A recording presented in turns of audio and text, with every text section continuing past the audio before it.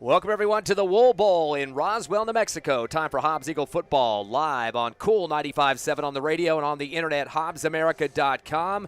Ty friend Ron Gunner with you. Tiffany Stuber back at the station tonight as the Hobbs Eagles enter week number 3 of the season.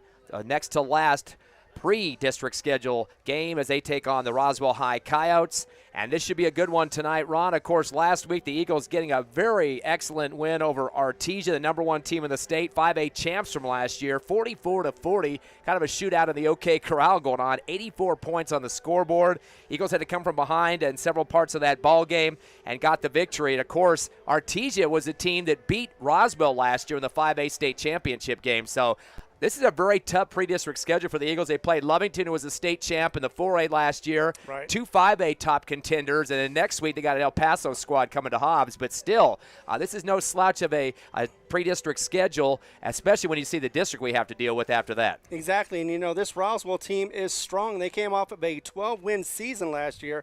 In fact, the only time they lost was in that championship you mentioned against Artesia. They were able to beat Artesia last year. That was something that not a lot of experts had expected to see. So this year around, you know, it's one of those situations where Hobbs needs to play like they did 2 years ago in this Wool Bowl against this Roswell team, where they had Roswell cough it up 5 times, and that helped. Actually, it was 6 times altogether, including one with the special teams that got them the victory on that one. So, yeah, we're hoping to see that Hobbs can come out here, play aggressively. Whoever plays more aggressively makes the less mistakes, of course, has a good chance of winning. But this is going to be a shootout, just like you mentioned. Also, it's a good measurement tool for the Lovington Wildcats. Of course, beat the Eagles in week 1. They're in this district now with Roswell High. And, of course, we mentioned Artesia and Goddard and some other squads mixed in there as well. So, again, this is kind of a pivotal game just so they can watch their video over the next weeks to see what this Roswell team will have to offer of Lovington later on. But last week, big game for the Hobbs Eagles we mentioned. Of course, Brock Beatty, the quarterback, 18 of 36 for 205 yards in the air. He hooked up with his brother 8 times. Braddock, 8 for 118 yards, pass receptions. And Justin French went up big in the end zone for 1 touchdown, had 6 catches for 63 yards. Braddock Beatty also scored a couple of touchdowns for the Eagles receiving corps as well. So lots of guys stepping up there on those numbers. But really, the rushing game was the more dominant 3-digit number in that contest. They scored a couple of times. Seamus Wright, youngster as he is a sophomore, 6 carries, 117 yards. Amarian Kennedy, 13 carries for 49. But I think the really big bright spot that we saw was Ricky Gonzalez. He came in kind of later in the game, but had 7 carries for 65 yards. So it's kind of nice to have a lot of different options in that backfield. It kind of opens up your passing game, too, because you've got some more threats to go out for passes besides just running the football. Exactly. You've got running, passing. You've also got a running quarterback. And a couple of weeks ago, he did a couple of options that worked out well for him, where he was able to run alongside his running back and be able to throw it to him occasionally when needed to, when it looked like the heat was on, and he could be able to get that kind of like loft over to the running back so he can make about 5 or 10 more yards on that one. I'm hoping to see that again, especially against this Roswell team, who is very tough on defense, and they've got a good offense as well. So if you look at the scoring for the Hobbs Eagles, Gabriel Henry scored off a 3-yard pass. Braddock Beatty a 23-yard pass. Amarian Kennedy a 6-yard run for a touchdown. Also, Kennedy came in later and got a 3-yard run for a score. He was in the end zone twice. We mentioned Braddock Beatty with that 23-yard touchdown, but also a 4-yard pass to him for a score. And then French, the 38-yard passing play for a TD. Now, we didn't mention the one touchdown that came on the defensive side, Ron. That was Tristan Davis, a linebacker, a pick 6, close to 80 yards return after that to score. And that was his second interception of the ball game. Exactly. Yeah, his first one of the game, but his second overall. And he had said that once he got all that way to the end zone, after that he was gassed. I don't know if he could have made another 5 or 10 more yards. I'm sure he could have, but he said that would just drain him for a while. So he put everything into it, of course, and got a nice, easy, well, you would say easy, just simply because nobody seemed to be able to touch him once he got the ball and headed towards the end zone. Yeah, he definitely was a big factor on the defensive side. A couple other guys picking off passes of Artesia. Adrian Mora and Marari Orozco both getting INTs in the defensive back position. Of course, 4 interceptions the Eagles defense able to capitalize on against Artesia, which is not something that happens very often. Artesia likes to kind of throw their weight around quite a bit, but the Eagles took advantage and got some great pickoffs there for the turnovers in that ball game. Total yardage, though, was going off the charts in this contest. I mean, unbelievable numbers. Hobbs close to 500 500 at 492, 286 in the run game, 205 in the passing game. Although Artesia barely got by him with 9 more yards overall, 501, 279 in the run game, and 222 in the pass. And it's kind of funny, Artesia does tend to like to run the ball a little bit more against Hobbs, although they're known for the passing game over the years in Orange Land. But they seem like when they play the Eagles, they want to try to mix it up a little bit and keep it on the ground quite a bit. And again, they were dominant more on the ground than the passing game. And those 4 INTs are not too pretty either. Well, in most cases, as we mentioned last week, they had a few INTs. So if you keep it on the ground, you tend to get less results better results and less turnovers. And Hobbs, in the past, they've been historically kind of weak on the line. Now they're getting a little stronger. They've been stronger every year to where opponents could get through that line, get in the secondary, and be able to make at least a first down every time they ran the ball. This time around, it is not as much, or at least that is not as consistent. Hobbs is being able to stop defensive or offensive with their defense. Lots of good linebacking play in terms of tackles against Artesia last week. Aiden Glum, the linebacker, he finished up with 12. Gustavo Diaz-Castro also had 12 tackles in that game. And Tristan Davis, the linebacker, finished up with 9. Again, those 2 INTs. National Anthem playing here at the Wool Bowl. We'll take a quick break. Your Hobbs Eagles taking on Roswell on the road tonight. Back in 60 seconds.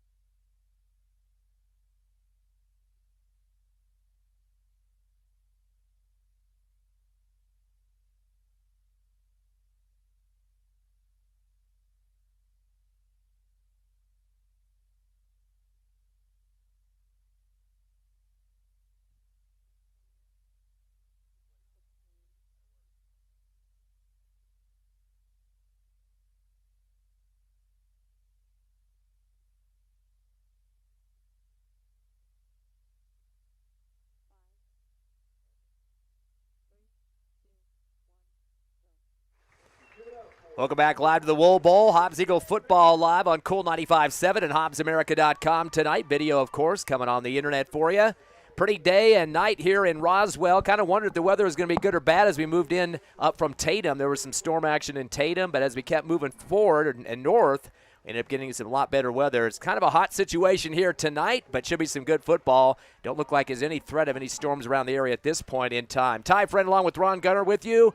And back at the station, Tiffany Stuber as the Hobbs Eagles get ready to take on the Roswell High Coyotes. Eagles currently ranked 9th in the 6A after that big win last week over Artesia. Now, last week, the Roswell High Coyotes got their win over Alamogordo 40-14. They were up 13-0 at the half, but their big quarter was the third. They scored 28 points and were up 41-7 by the end of the third to kind of coast into the win after that. They definitely outdistanced Alamogordo in yards as well, 315 to 251. Held Alamogordo to just 32 yards passing, 2 of 8, but they did get some rushing numbers for the Tigers at 219. So that's the numbers there comparably. About 64 more yards for Roswell in that game. The Coyotes 315, 190 of those in the rushing department and 125 in the passing game as well.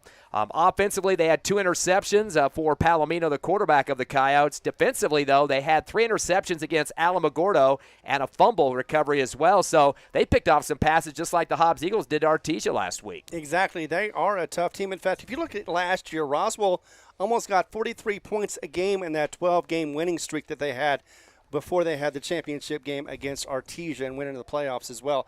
But, they got 41 points against Alamogordo, even though Alamogordo is not always a tough team. It's always, you never know who you're going to play until you play them. Same thing tonight. You never know if Hobbs is going to be on their A game or Roswell's going to be on the A game. All it takes is a couple of mistakes. We found that early in this season, and before you know it, you're on the losing end of a game, and you're trying to fight your way back up. Of course, Alamogordo is in the Hobbs Eagle districts this year, so definitely something to look at in terms of their stats against this Roswell team. But the Coyotes, again, beat them by 27 points. Coyotes got some scoring definitely from a big kid on the special teams, Abby Toscano. Kickoff return for a touchdown in the first quarter of that game. Eagles better make sure they don't kick it to him. Jalen Cloud, one of their running backs, he had a 2-yard run for a touchdown. Also, going into the second quarter, they took a 13-0 lead. Then another touchdown from Cloud in the third quarter made it 20-0. Also 27-7 at one point as Keegan Nichols caught a 7-yard pass from Palomino. They added another touchdown from Zai Carrasco, a 16-yard rush, making it 34-7, and then pretty much coasted on to the win there. Alamogordo did manage to get a fumble. Alamogordo fumbled on a kickoff, and Roswell got their final touchdown in the fourth quarter, although the Tigers did score a couple of TDs in the second half in the loss. So Roswell gets the first win of the season. We should mention week 1, though, Ron, they were scheduled to play Los Lunas, went on the road, had some storms in the area, only played, I think, with 7-7 in the first quarter. The game was canceled, not rescheduled, and that doesn't go down as a win or loss. It's a no contest. But I know Coach Lynn, Jeff Lynn of the Roswell Coyotes, was not a happy camper. He was in a lot of media saying that game should have been rescheduled, replayed on Saturday, whatever the situation is. They were going to wait till midnight. In fact, the Coyotes were stepping up for that. But, again, that doesn't count on against their record. But at the same time, you practice all that preseason, get ready for it, and then all of a sudden you got Mother Nature screwing it up for you. But it doesn't help either as far as percentages. He was talking about the fact that if somebody came in with one more win or even half a win at this point, it can make a big difference as far as their playoff chances. Now, last year they didn't have to worry about that. They won all 12 of them. But, you go, or at least all of their regular season. You go into the season, though, you're going to have a short time before you get into the district, and that's exactly what Coach Lynn was talking about, because this is his last non-district game. He's going to go into district next week, and he has some tough opponents to go up against. Goddard, also Artesia and Lovington, right, just to mention a few. And even the weaker ones seem to be a little bit stronger each and every year. Roswell has a good chance, but they wanted that playing time. That's why they chose Los Lunas to go up there to see what they could do. They did score 7, but they couldn't do anything more than that because, like you said, weather prevented them from going on. They wanted to move on, but just weather wouldn't allow it. And again, some big improvement for the Hobbs Eagles this past week against Artesia. We saw a lot of turnovers and bad snaps and things of that nature against Lovington week 1, but Cole Kestner really stepped up from that center position, some good snaps. I don't think I remember one mishandle on the snaps in that game, and nothing over the head of the quarterback like in week 1, but definitely a much improved part of the game. They didn't have to switch different centers out like they did against the Wildcats, but I think that was a concentration that Coach Stevens was making sure you got to have start from the center position to get a play started. And of all the people that need to be on time and perfect, it is the center. They got to snap that ball real quick and then get up and be able to defend. That is a tough situation. And Cole Kestner, who is a junior, by the way, is doing a pretty good job on that one. He did, we fault him for having a couple of mistakes. Everybody does that. They start off, a little timid, but they get stronger as the experience moves along. And I think this time around, we're not going to have to worry about saying Cole Kestner caused a problem. He's going to make sure that these things go right. Last year, the Eagles got thumped at home against Roswell, 34-6 the final. Eagles were down 27-0 at the half, so not much going on for the Eagles at home. Although with a couple of good bright spots coming out of that game is they have a couple people graduating from Roswell. Their top scorers and yardage gainers, Manny Fuentes being one of them, and also Bryce Sanchez. So some of their scoring was there. Sanchez had a couple of touchdowns in that game. 15 first downs for Roswell, just 6 for the Eagles. Hobbs, in terms of the yardage in that contest, only had 165 overall, 121 in the passing game, 311 for Roswell, and they are pretty basic average there, passing 158 and rushing 153. So, but again, 2 of their key offensive starters last year graduated, so Hobbs won't have to face them. But again, Roswell not a slouch, playing in the 5A, runners-up last year and on their home turf. Real nice turf here at the Wool Bowl. Of course, also the site of the championship team from a few years ago, New Mexico Military Institute winning the national championship was pretty exciting. A lot of big games here on this field. Exactly. But, the one main key thing that I think is going to be a key factor for Roswell is Mason Greathouse. I think he's going to come back. He looks strong. He is a big guy for a quarterback. In fact, he's got him. They've got him listed here as 6'3" and 240 pounds. So he's not somebody who's easily going to go down to the backfield. In fact, he's probably going to scramble a lot if he needs to. And not sure about his accuracy, but last year he did really well against Hobbs. 2 years ago, I don't think he was a factor, but Hobbs was able to come in here, get a 27-0 halftime lead before they went on to a 51-7 win right here at the Wool Bowl. So we're hoping to see, Hobbs fans anyway, are hoping to see that same result from 2 years ago. Jacob Palomino, though, was the quarterback from last week in the victory over Alamogordo there that they won pretty big in that contest. We're going to take a quick 30-second break. Get ready for kickoff. Your Hobbs Eagles wearing the white uniforms, black numbers and gold trim, and the home team Roswell red uniforms and white numbers back in 30 seconds live on the Hobbs Eagle Network.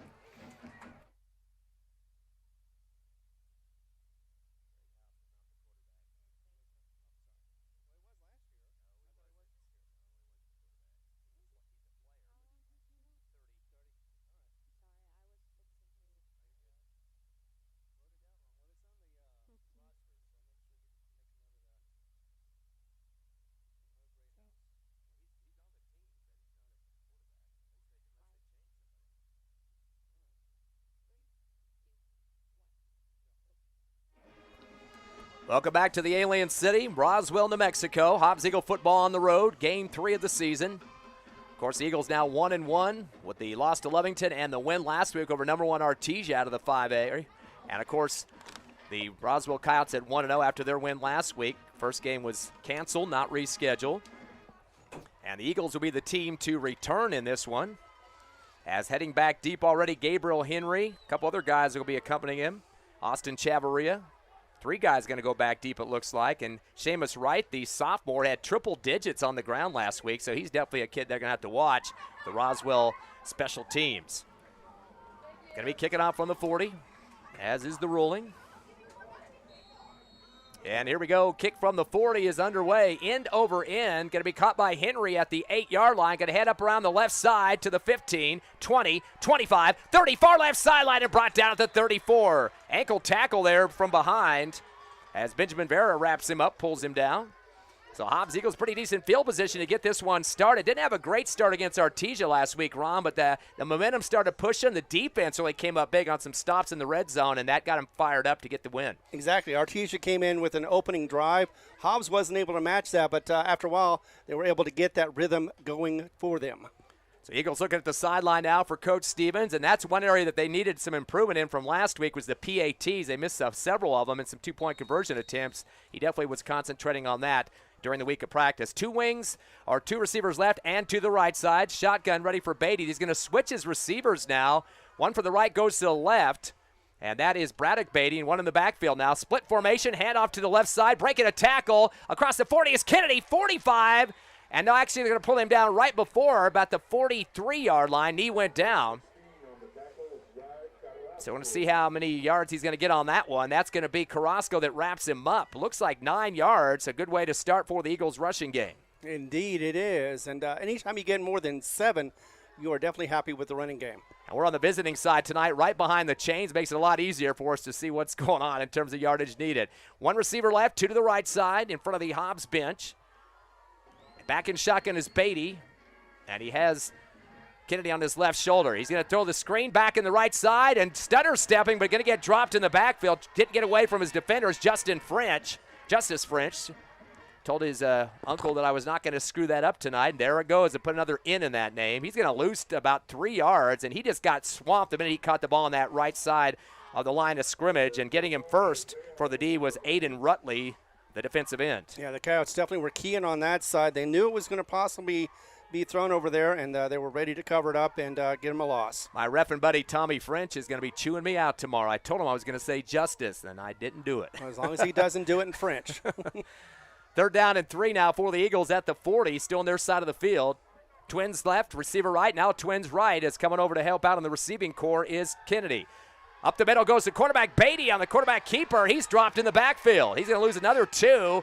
Thought he saw an opening up the gut and tried to get 4, but he's going to lose the 2 on that one. So Hobbs now starting to go backwards, and that's going to bring up a 4th down, probably putting him in a punt position now, Ron. Yeah, that was Rutley on the stop for the Coyotes on that one. But, yeah, definitely did not go the way they planned. They were hoping to see if they can get somebody open, and instead get that loss and have to face a 4th down. It looks like they're going to go for punt. Yeah, big mass substitutions, too. They don't keep a lot of guys on the field for the punt core. Whole new line steps in for Hobbs. And Roswell will send one back deep towards the 30-yard line. That's Matt Castillo, slot back, as we get ready for the Eagles punt. Brock Beatty, of course, the quarterback to take care of that. He's back at the 25, still waiting for the snap. Bring him out in motion from left to right. That's Mora. Good snap, taking a lot of time there. The 29 he'll punt it from. A wobbler end over end is going to roll past the receive man at the 21-yard line and getting chased back. Good coverage by the Eagles to tap it down. Adrian Mora. He was the guy that went in motion and was the first guy down to tap it dead at the 21. So good punt there for the Hobbs Eagles, and that'll put Roswell back deep in their territory. We're scoreless here in the first quarter from the Wool Bowl. Hobbs only having to punt twice last week against Artesia. Coyotes football 1st and 10 from the 21. Roswell going to send 2 receivers right, one to the left side. And ready for the shotgun, quarterback Jacob Palomino, the senior, 6'1", 165. Bring him out in motion, coming from behind. The handoff to the right side around the line. Oh, they go back the other way at the reverse. The quarterback actually stuck it under his left arm and kept with the football. Good fake. Got me going to the right side, and he's out for a 1st down pickup to the left in front of the Hobbs Eagle bench. 11 yards for Palomino. Great fake to the right. He had a man motioning behind him and then faked the handoff up the gut and then came around the left side. So Hobbs needs to be aware of that. Yeah, you're right. It was a really good fake. Even got me going for a second. So he's got 2 of us down on the ground, panting right now, not taking care of our defensive business there. 1st and 10 from the 31 left hash. Roswell football on their first drive of the ball game. 2 receivers right, nobody on the left side except a slot back. Palomino back in shotgun. 3-step drop, throws the screen to the right side. The catch is made, heading to the far sideline to 30, trying to get spun around there is Matt Castillo, and he's dropped, but he does fall forward.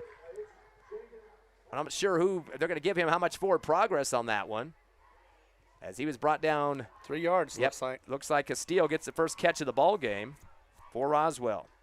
So 2nd down and 7 now for the Coyotes at the 34. Man over there to make the stop for the Eagles on the wrap-up was Peyton Davis, the linebacker. Receiver left, one to the right side. They bring a slot in motion from right to left for the Coyotes. Palomino back in shot. He's going back in motion to the right side now. Option right, but I think there's way too much motioning going on in the backfield, and a flag is flying here on that far right sideline. Had a man in motion, stopped, and went back in motion again. I don't know if that's what triggered the officials to react to it. Still waiting to find the signal here. It's going to go against the Eagles. They're going to say they were drawn off that time. That's a 5-yard penalty. First penalty of the ball game. Mark it up to the 39. A second down and long one for the Coyotes on the right hash. About the spot the Eagles left their last possession from at the other end. Palomino underneath the center now, brings a slot of motion left to right. Going to hand off to the fullback, cross over to the right side of the 40, and gets across, diving forward. Got about 2 or 3 on that one with the forward progress. Yep, but just enough for the first down. That will move the chains. That's Abby Toscano. Yeah, just got in the line and was able to move that one just enough to be able to get a first down and a little bit more. Toscano was that big special teams guy that ran back one for a touchdown against Alamogordo. Second first down for the Coyotes now at the 43 of their own. Receiver right and left. Bring that slot motion right to left. Going to hand it up the middle, heading to the right hash, and breaking the 45-yard line is Cloud, one of their top running backs on the season. Cloud's going to get about half of that first down distance, make it 4 for Cloud, and that'll be his first run of the ball game. Second down and 6 now from the 47 at the right hash. Sun's starting to get behind the stadium on the home side. That's going to help us out a bit here and hopefully get the glare off the camera, right, Ron? Exactly, and out of my eyes, so I can see a little bit better of what I'm trying to shoot. Trips left, receivers to the right side. By himself in the backfield is Palomino. Eagles have a 4-man front, throws a quick out route, caught at the 45 and run out of bounds. That should be a first down pickup. Looks like 9 on that far side as they zing the ball out there. As the catch was made by Colby Sanchez. And that'll move the first down chains. And so far, Roswell has a tell. If they have a man in motion going to the backfield, it's probably going to be a run. At least that's what it's been so far. First down and 10.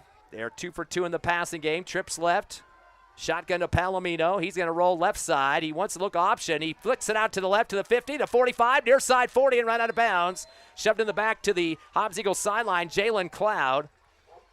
And he gets more than half the distance he needs, or close to half. They're going to say he went out of bounds about the 40, so should be about 5 on the carry for Cloud. Second for 9 total for the running back at the Eagle 40-yard line, left hash.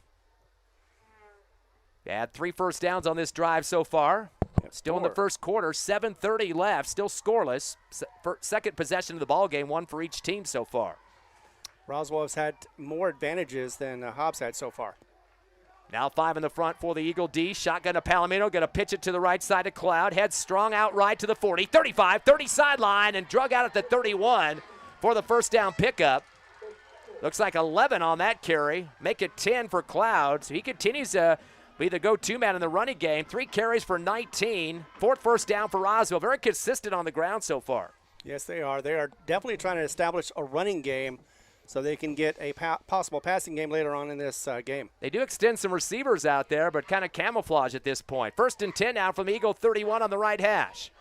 Bunched up receivers on the left side near the line of scrimmage. One to the right. Fake the handoff, and rolling left is Palomino, but there's a whistle and a flag. Yep. A procedure call against Roswell for their first penalty of the game. That'll back him up 5. And I think with all that motioning and people moving from the slot positions, that's starting to catch the eye of the Whitecap official behind the line of scrimmage here. Exactly. It's one of those situations where they're trying to move too fast, and somebody's always hesitant and just making that slight adjustment just enough to get caught for that foul. Yeah, the referee usually looking to see if there's any forward motion. You can't have that on a motion situation.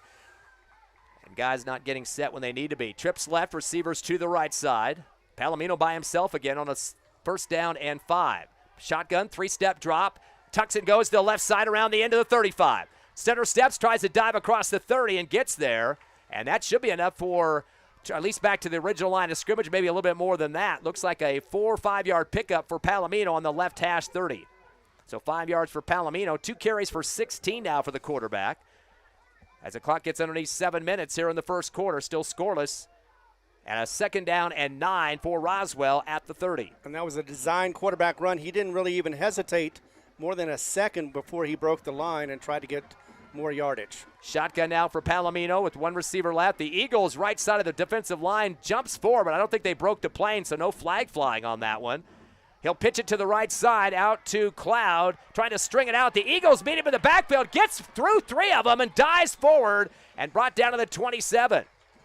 And coming from behind to wrap his knees up for the Hobbs Eagles, Javen Hernandez saving a bigger play than that. He was stopped in the backfield, but somehow broke through 3 defenders back there and dove ahead. Yeah, it looked like, from what we saw anyway, it looked like the runner was supposed to go to the left. Instead, he went to the right, and it was a quick adjustment for Palomino, was able to get that for 3 yards. So that's going to be his 4th carry, 23 total for Cloud, and a 3rd down and 6 now for Roswell. Shotgun to Palomino, receiver right, fakes to Cloud, rolls left as Palomino, stops and throws. A flag right over the shoulder towards the pylon left of the end zone, and wide open for just a second was Noah Estrada, but Palomino can't find him, overthrows him. Eagles got beat on that as they had about 3 receivers flooding to the left side towards the end zone. Defensive backs try to backpedal to get in that area. Getting close to the play was Adrian Moore, the guy that picked off a pass last week against Artesia. First incomplete shot there for Roswell. Now 2 for 3 in the passing department. Now facing a 4th and 6. You got to go for it in Hobbs Eagle territory here. Exactly. I think they will, just simply because they're not in the red zone, but they're very close. And at this point, it's easier to get the first down. Yeah, that would be about a 43-yard field goal if they did try for it. Trips left, receiver right. Shotgun actually doubled to the right side. Palomino 3-step drop, dancing around in the pocket, flushed out backwards down to the 40. He's rolling left. There's a flag, could be a hold. He'll throw the deep out route to the 5-yard line, almost intercepted, but tumbled at the last minute. In the area again was Adrian Moore to knock it down, but they've got a hold in the backfield. Eagles are just going to say, no, we won't take that. We want the football. Exactly, and so 4 downs and you're out. So regardless whether it been, if it was an interception, it would have been further inside their own territory. So now they get good field position and the ball. Way too much time, though, for Palomino in that backfield to roam around a little bit. And True. Eventually some receivers are going to get open. You don't want to have that happen. But good job back deep on that pass prevent Adrian Mora near about the 5-yard line. He went up in the air, almost had a chance for an INT, and the receiver had to come back and shove him a little bit to make sure that popped out. Hobbs definitely knows how to pick off balls. 4 against one of the top teams in the state, number 1 Artesia, in terms of the passing game. Eagle football now at the 26, make it the 27 of their own. Second possession of the ball game. So a turnover on downs for Roswell in that last series. Eagles going to go with a single receiver left, 2 to the right side. Waiting for shotgun is Beatty, and he's going to send one of his backs to the left. That's Kennedy. He'll be a trips left. Look now. 2-step drop, the quick comeback route. French makes a catch at the 30. Shimmy and a shake it. Gets out to the 33-yard line. And so he's going to get, looks like 5 yards. As Mr. French has his second catch of the ball game. Something that wasn't mentioned on that prior play with the defense on the 4th quarter, secondary was the reason why they could not get that pass out there. That's the reason why Palomino had to go ahead and run around and see if he could get somebody open. Eagles 3 for 5 in the passing game for 18 yards. 2 of those catches by French for 9. Going to bring up a 2nd down and 4 now from the Eagle 32 on the left hash. Fake the handoff. A screen pass caught at the 40 and chug it forward all the way to the 45-yard line. Be another first down pickup. Looks Isaiah Rodriguez. Yeah, that's 6. Or make that about, 9 on the play there. Good little snag on the slant route. As that'll move the chains for the Eagles. Brock delivered it exactly where needed to, just above the head of the defender, and was able to get that first down. And now the Eagles are 4 for 6 in the passing game at the 42, at the middle of the field now. Shotgun again, receiver left, twins right, back to pass. Throws the out route and putting his head down just before the ball came towards him. If he would have had it up a little quicker, he probably would have made the catch and got out in front of the Roswell bench left side. Gabriel Henry, I don't know what happened. Maybe he stumbled a little bit to the far left sideline. Didn't get his head up quick enough. Ball was right there when he picked up his helmet, and unfortunately, a little bit of a zinger. It goes out of bounds. Yeah, wasn't quite in the position that he wanted to be, and just did bounce off his hand. I believe that previous catch, I think it was Seamus Wright was the guy that made that, number 21. So we're going to give him the credit on that previous pass play for the Eagles for 9 yards. Eagles football, looks like the handoff up the middle, and we got a big pile up as Roswell reads that quickly, heading to the left side. I guess that was Wright that finally got the handoff. Delayed handoff there from Beatty as he tried to get to the left hash. And no gain on the play for Wright. For Seamus, that is going to be his first run of the ball game. No gain on the play. Hobbs stalling right here, needs to get back into the rhythm if they want to get this ball moving down the field and get a first down. Twins left, 2 receivers right side. Waiting for shotgun is Beatty. Gets a good snap, 2-step drop, come back around with the curl, caught at the 43 to the 45. About a 4-yard pickup. And wait to see who that was on that far sideline. That was Gabriel Henry, so he's going to get 4 on that one. Just didn't have a whole lot of real estate. Once he got the ball, he was expecting to get a nice lane, but did not happen. 4th down and 5 now. Make it 6 for the Eagles at their own 46, make it 48-yard line. Twins right, receiver left, and the punt for Beatty. It's a low one, end over end. It's going to take a long roll for the Eagles. Might get to the end zone. Nope, it hops at the last second, and it'll be tapped dead at the 5-yard line. So going to pin back the Coyotes. Second Eagles punt here in the first quarter, but we're still scoreless. 3:23 left first. It's 0-0. Roswell football back in 30.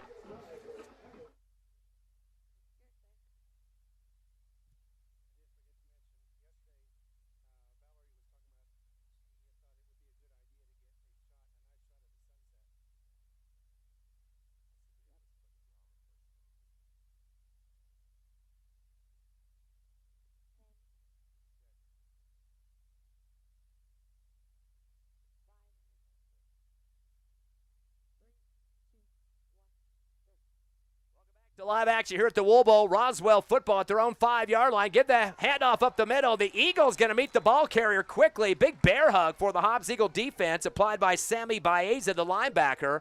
And Cloud didn't get very far on that one. He'll be lucky to get back to line of scrimmage. I think he actually lost a yard on the play.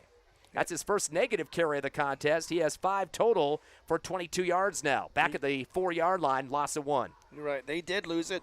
And they cannot afford any more yards. 4 more back, and it is a safety for Hobbs. Roswell breaks their huddle back at the 4. 2nd down and 11 on the right hash. Still scoreless here as we head to the late minutes of the first quarter. 2:45 and ticking. Palomino in the backfield in the end zone, about 3 yards deep, waiting for the shotgun. He's going to run left with it. Tries to cut back up the middle and does the 5 down to the left side and gets put down at the 12-yard line, so picks up 8. And looks like they're going to move it to the 10 instead. So that will be a 6-yard pickup for the quarterback, his 3rd carry for 21 yards. But 3rd down and 5 is what they face now. Not a deep as hole as they had been, but they're still well in their territory. Ball at the 10-yard line. Both defenses are standing up staunch here towards the end of the series. Clock down to 2 minutes left first quarter. Roswell will send 1 receiver right. They've got bunched up receivers near the line of scrimmage on the left, 3, in fact, 1 up front, 2 behind him, and a shotgun now for Palomino. Delay handoff, fake, pulls it out, rolls right. Palomino throws the out route, caught at the 21 and brought to the 24-yard line. Sanchez a 14-yard pickup on that one as he did the out to the far right sideline in front of the Roswell bench. That's his 2nd catch for 23 yards. And when Roswell was going to zig, they zagged and got past the defense of Hobbs for that first down. 2nd catch of the game for the Coyotes for 23 yards so far for Palomino. 5th first down of the game. Ball be at the 24-yard line. Shotgun Palomino, pitch left. Cloud's going to try to stretch it out to the left side in front of the Hobbs Eagle bench. Tried to back it up a bit and dives to the 25. Might have got 2 yards if he's lucky on that one. And he was trying to react to the helmet coming out in full speed like a bullet that time. Chasing him was Tristan Davis, the linebacker, of course, with those 2 big picks last week. He also likes to put a hit on somebody. Had 9 tackles in that win over Artesia. Oh, yeah, he was everywhere last game, and we're hoping for another encore performance from him. Cloud getting about 2 on that one just by forward progress. They'll make it to the 25 on the left hash. 2nd down and 9. Shotgun Palomino heading right. Option pitch coming around the right side. Cloud, 25, stretching it out. 30, shoved out of bounds at the 31-yard line. He needed to get to about the 33 and a half or so. Almost the 34, but yes. See how much you're going to give him on this one. Actually, 5. They're going to say 30-yard line, so about 5, as you said, on that one. He's got 29 yards on the ground so far. Quick hurry-up offense here. 3rd down and 4 for the Coyotes at their own 30-yard line. Single setback, slot left, got to go in motion to the right, then zigzags it back to the line of scrimmage on the left side. A lot of motioning in that backfield to try to get the Eagles to jump off there. Palomino underneath the center, that man in motion again, the slot back. Angle right, handoff to the 30, 35, across to the 36. That should be a first down pickup for Roswell as getting that run Yes, it is, as they move the sticks. Is Toscano. So 4 yards. Toscano, that'll be his second rush for 7 yards. And Roswell spending little time in the huddle, getting out there and trying to get more yards against this Hobbs Eagles. Ball marked at the 37. Twins right, receiver left. Go with the option left. Here comes Toscano trying to break it outside in front of the Hobbs Eagle bench left of the field and gets dropped across the 35. Pick up about 2 on the play, and ripping his knees down to the ground that time was Peyton Davis, the outside linebacker for the Eagles. Actually, it looks like he got back to the line of scrimmage and no more. Yep, they're saying his knee went down first on that one. So Toscano now with 3 carries for 7, 0 on that one, and brings up a 2nd down and 10. 16 seconds left here in the first quarter. Roswell might just let the clock run. Looks like they're going to leave the huddle and start marching toward their sideline to let the clock run out. We are scoreless here at the end of one at the Wool Bowl. Big battle going on between these two teams. The number 2 team out of the 5A from last year in the state championship game, and the number 9 ranked team in 6A this year, the Hobbs Eagles, coming back with you scoreless in 60 seconds.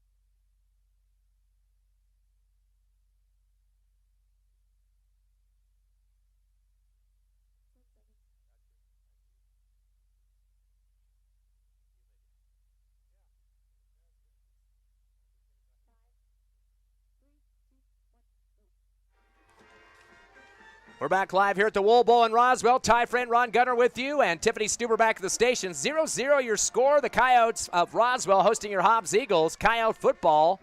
They have it 2nd down and 10 from their own 33-yard, make it the 32-yard line. Trips right, receivers 2 to the left. Palomino in the backfield, the quarterback for the shotgun. 3-step drop back to the 30. He's going to get shoveled out of the pocket to the right side. Got a chase behind him. Steps up and throws to the 30 on the right sideline. High shot to the 50, make it the 48, and it'll be a 1st down pickup into Hobbs Eagle territory. And it'll be about 14 yards. As coming down with it was Cloud, the running back. Yeah, one of those plays that you thought that Roswell was going to get caught in the backfield, and instead he made something out of nothing and got the 1st down to boot. 7 first downs for the Coyotes. They've completed 3 passes for 37 yards. Perfect in the passing game, 3 for 3 right now, as they move up to the Hobbs Eagle 47-yard line on the right hash. Of course, they were getting close to the red zone on their first drive, but the Eagles' defense came up big with some nice deep pass defense. Shotgun to Palomino, fakes the handoff, rolls left, wants to throw, dumps it to the left flat, caught at the 45, 40, and Toscano's going to get close to a 1st down, maybe 9, close to 10 on that far left sideline after the catch. Yeah, Roswell has taken advantage of the short game as far as runs, as well as these quick pitches that are getting out just about to the secondary before they get stopped. They're getting some nice yardage, making it 2nd and short, 3rd and short. 4 for 4 in the passing game now are the Coyotes for 46 yards, up to the Eagle 38 on the left hash. Still 0-0 score here in Roswell. Roswell send one receiver to the far right in front of the Hobbs Eagle bench. Trips left, but they're all stacked up near the line of scrimmage.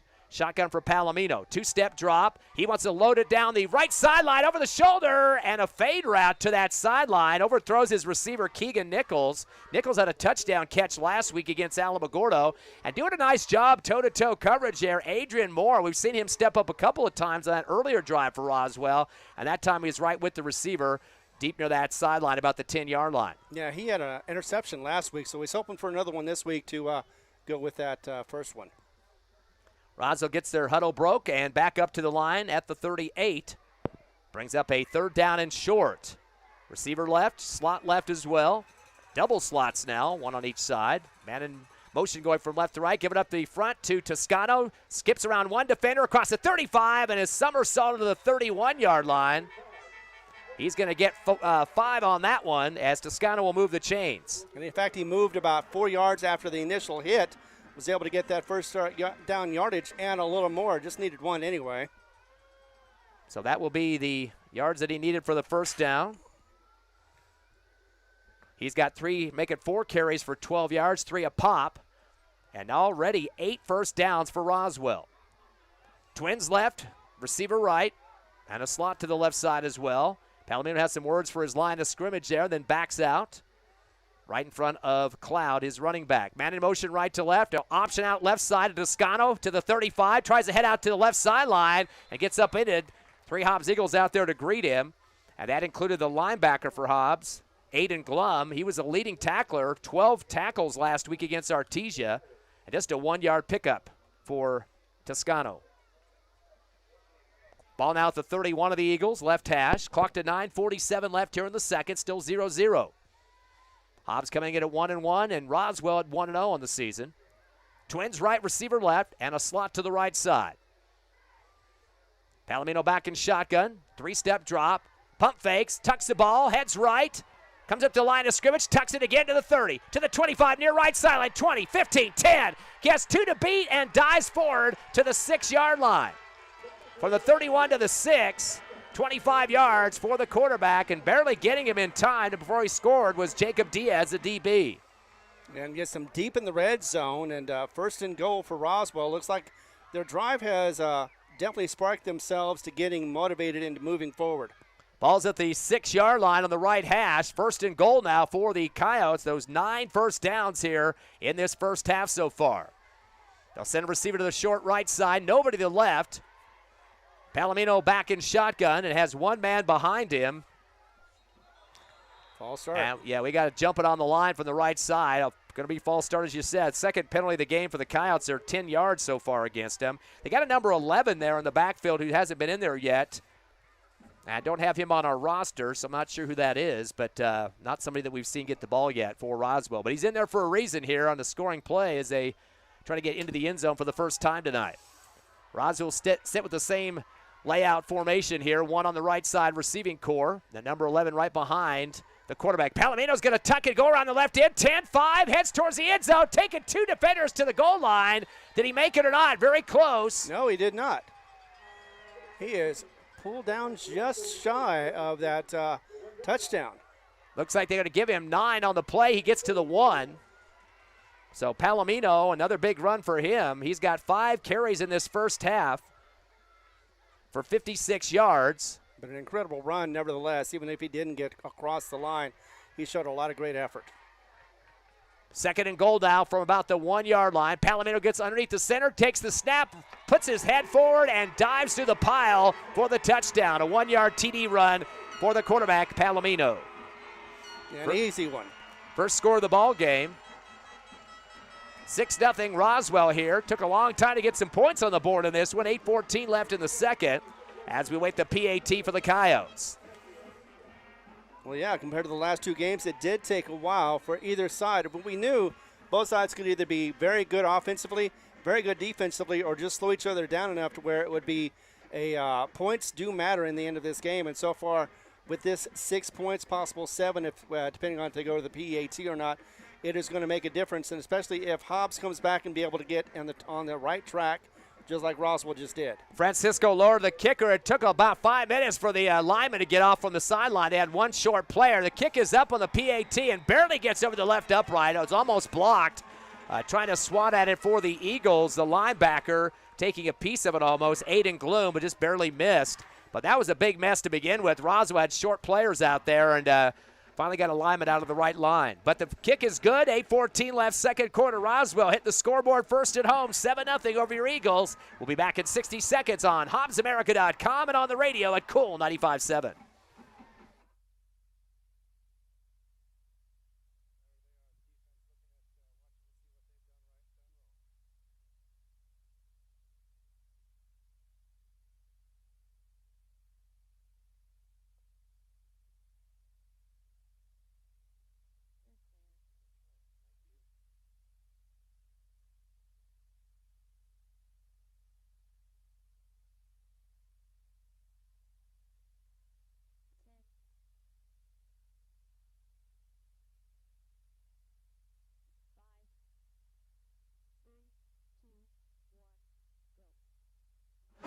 Roswell Coyotes lead 7-0 after a 1-yard run for the quarterback Palomino. Here in the second quarter with 8:14 remaining. Eagles ready for a return here on the kick return squad. The kick will go end over end, caught by Henry at the 10 on the far right. Heads across the field to the left side of the 20. 25, gets around a tackler, spins, and is brought down to the 29. So about a 19-yard return on that one for Gabriel Henry. As the Hobbs Eagles will have their third possession of the ball game, trailing 7-0. So far on the offense, Kennedy has the most rushing yards with just 9 on 1 carry. French has caught 3 passes, Henry 1 and Wright 1. As we're ready for their next series, of course, the Eagles have a home game next week, El Paso Parkland. Originally was going to be the homecoming game. They moved that to October, so it'll just be a home contest there at Watson Stadium, but still a very important one. Their last pre-district game of the season. Then the big district will start with all those Las Cruces teams, Alamogordo, Carlsbad, Clovis, etc. Beatty back to shotgun, a split formation. 3-step drop back to the 20. He wants to throw. Fade route down the left sideline over the shoulder. The ball gets knocked out of the hands on near the hips. Trying to reach back for it for the Eagles was Austin Chavarria. He was kind of sandwiched between 2 players. 2 guys getting a piece of it. Bubba Marujo was one of them. I believe Zai Carrasco was the other. Incomplete, but looked like if that ball had been a little bit higher, he probably would have had it in the chest and would have been off to the races. Exactly, would have caught it in stride. They were Hobbs trying to open up this field right now, and did so on that first possession on the first down, trying to see if they can catch Roswell off guard. Didn't happen. Second down and 10 now from the 29-yard line. Shotgun, give it to the tailback, heading outside to the 30. Seamus Wright as he high steps out. Actually, that was Amarian Kennedy who got hit late out of bounds. The back judge finally throws a very long flag deep behind the play as it in and out of the sideline. Right. And that was Kennedy that time, and he got about, looks like they marked it about making a 5-yard pickup, but that's going to be a tack on of 15, late hit out of bounds if that is what the flag's about. And it probably will be because he was definitely beyond the white or just at the white when he got tripped up. Yeah, we're talking about that big block of paint there on the sideline right in front of where the players are supposed to stand. That's 2 yards deep. Yeah, 15-yard penalty. That's a bad shot against Kennedy there. As 3 penalties now for 25 yards. And he'll mark the ball at the 49 of the Eagles. Left hash getting close to Roswell territory. And that again after a 5-yard pickup for Kennedy. And any positive yardage you get is always good. Second first down, 1st and 10 from the 49, and getting the right side to jump off for Roswell. The first guy across the line way too quickly. Mason Greathouse, that was the guy you were talking about in the pregame show. But another 5, so Roswell starting to unravel in the mental game now, Ron. Yeah, well, they're just getting a little anxious now. They haven't been on the field very long and definitely want to make something happen as quickly as possible. Unfortunately, sometimes you got to wait till your time is right. 1st and 5 now from the Roswell 46 in the left hash. Twins right, receiver left, shotgun. Beatty, 3-step drop. He's going to turn and fire. Down the middle seam and overthrows his receiver at the 15 as he tried to get that out, lofting it down to Braddock Beatty, his brother. Got between 2 defenders back deep in that time, and that pass would have been a little bit shorter. He probably would have been in stride on that one as well, but unfortunately incomplete. Once again, trying to take advantage of the short field position as well as trying to see if they can catch Roswell off guard. It was stride for stride over there. And Brock just could not get that to his brother Bradrick. Second down and 5 for the Eagles at the 46 of the Coyotes. 7-0 Roswell with 7:49 left in the second. 4 on the front line for Roswell. Twins left and right for the Eagle receivers. 3-step drop. Rolling right now is Beatty. He's going to the far sideline. Pump fake. Stops and throws to the 47. Chucks it down the sideline. Wide open, but overthrows and off to the right of his receiver. Close to the 10-yard line. That was Justice French. Kind of just out on an island by himself. And real quickly just kind of chunking it as hard as he could down the far right sideline was Beatty. But too far to the right, and it hits the sideline for the Coyotes. Yeah, even if Justice would have been able to get underneath it, he would have been well out of bounds at that point. So great design, just poorly executed. Going to be 3rd down and 5 for the Eagles, still at the 46 in Roswell territory. They look to the sidelines at Coach Stevens for the play call. Twins right, 1 receiver to short side left in front of the Hobbs bench. They're going to bring 1 man from the backfield. Kennedy now making it Twins to the left side receiving core. Shotgun to Beatty. Three-step drop, gets some pressure, steps up in the pocket, trying to duck around it, and is going to get dropped to the backfield. Looked like somebody might have grabbed his helmet. The ball was fumbled, and they call it dead. Picked up by Roswell at the 45 into the end zone for a potential touchdown. No call yet. Picking it up with Zayed Carrasco. It looks like it is going to be a touchdown. Yeah, I don't see any bringing it back signals by the officials. A 45-yard fumble return for Zayed Carrasco for the second touchdown for the Coyotes. Can you believe that? A turn of events on that one. I know, and sometimes that's exactly what happens in a football game.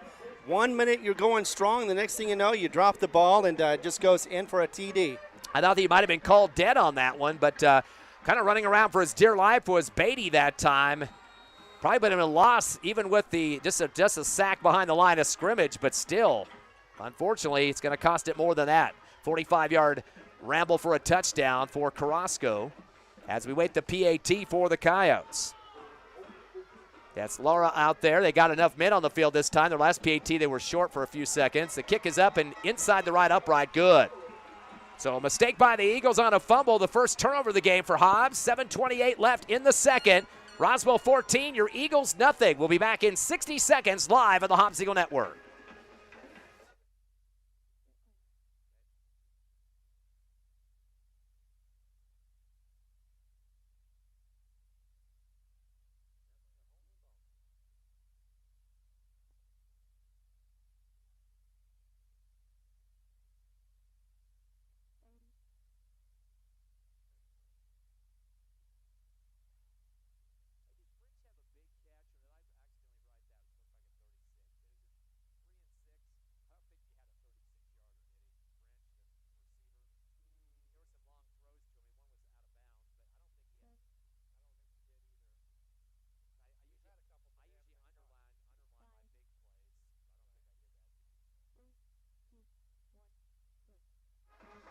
Hobbs Eagles in Roswell tonight having to dig out of a 14-0 deficit right now after a 45-yard return for a touchdown off a fumble by Carrasco.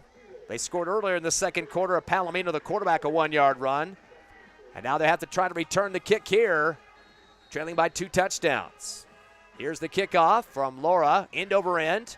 Henry will catch at the 11, keeps going to him. The Starburst fake by Henry around the left end, 20, 25, 30, 35, 40, sideline, 50, left side, 40, he can go all the way, 30, 20, 15, 10, 5, touchdown. 89 yards unofficially on the kickoff return TD for Mr. Henry. And the best part, no laundry on the field. It was a clean one, and Hobbs comes roaring back and answering with that touchdown. What gets the Hobbs Eagle fans ignited here at the stadium? 89-yard return for a touchdown unofficially. Looked like he was going to that starburst scrum pile and pulled it out and kept around the left side towards the Eagles sideline and off to the races. Henry with a big return. We were worried about that kid from Roswell with his big return for a touchdown last week. But this time it's the Hobbs Eagles taking care of business. And Roswell has a late guy coming out on the PAT defense this time. And I guarantee you, Coach Lynn, who's a taskmaster, is not going to be happy with his special team so far and getting ready for their plays. They got a whistle and a flag here as the ball was snapped. And we got a false start, looks like, on the Eagles, so they will get a penalty on that one. That's their second of the game total for 10 yards. Already Roswell's been hit 4 times for 30 yards total, including a late hit out of bounds, which picked up half of the yardage of that penalty number. So that's going to be back 5 now, back to the 8. And if Hobbs is going to kick it, which they look like they're still going to do, that'll be like a 25-yard field goal. Back at the 15 is where the kick will come from. And getting ready to do that for the Eagles, Braddock Beatty.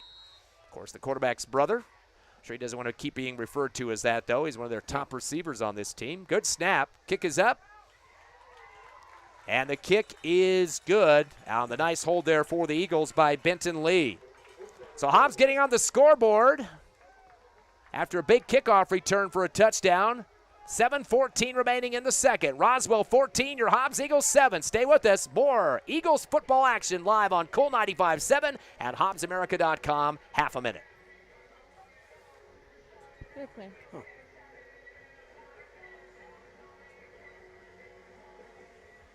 Okay.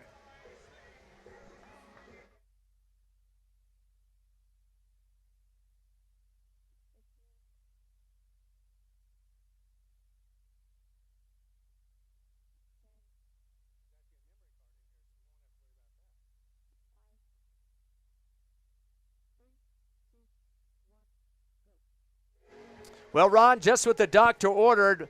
Henry with an 89-yard kickoff return for a touchdown. Eagles were down 14-0 before that, and all of a sudden, there's some excitement on the sideline as the Eagles only down by a touchdown. The only downside is the defense is going to have to go back out there again, but I think they're willing and able to do so. They can be able to stop this Roswell team, get the offense back, and get some momentum going for Hobbs. Fabian Astorger, or correction, that's Beatty to kick off for the Eagles. End over end to the near right sideline. Fumble at the 25. Having some issues with it. Scooping his cloud up the near right sideline. Gets spun around and dropped at the 34. Nice coverage for the Eagles to get him down. Wrapping his waist up and throwing him to the ground was Gustavo Diaz-Castro, the Eagles linebacker. But a fumble, that was a uncharacteristic fumble by Cloud, able to get it back to the 34. So not horrible field position for Roswell. They'll have it on the right hash, leading 14-7 here in the second quarter. Could have been better, though, if he would have been able to wrangle it like he was wanting to, but instead may have looked ahead of himself to see where the players were before he got the ball. Roswell football at their own 34, leading by 7. One receiver left. Palomino in the backfield has a man behind him, Cloud, slot right. Fakes the handoff, rolls left, wanting to pass at the 30, throws the out route, caught at the 40. Toscano tries to break the pressure of the defense and tries to get outside in front of the Roswell bench far left. Got himself an extra 1 or 2 yards on that one. And it looks like he's going to get about 8 or possibly 9. So Toscano on the little dump over to the left side with 9 yards. That's his second catch for 18 total. 5th reception for the Coyotes. Sanchez has got 2, and so does Toscano now. 1 for Cloud. Roswell football, second and about 1.5 yards from the 42, left hash in their side of the field. Twins right, receiver left. Back to pass. Palomino out route to the left side is juggled near the 50. They're going to say he caught that or not. I'm not sure. We're waiting to see.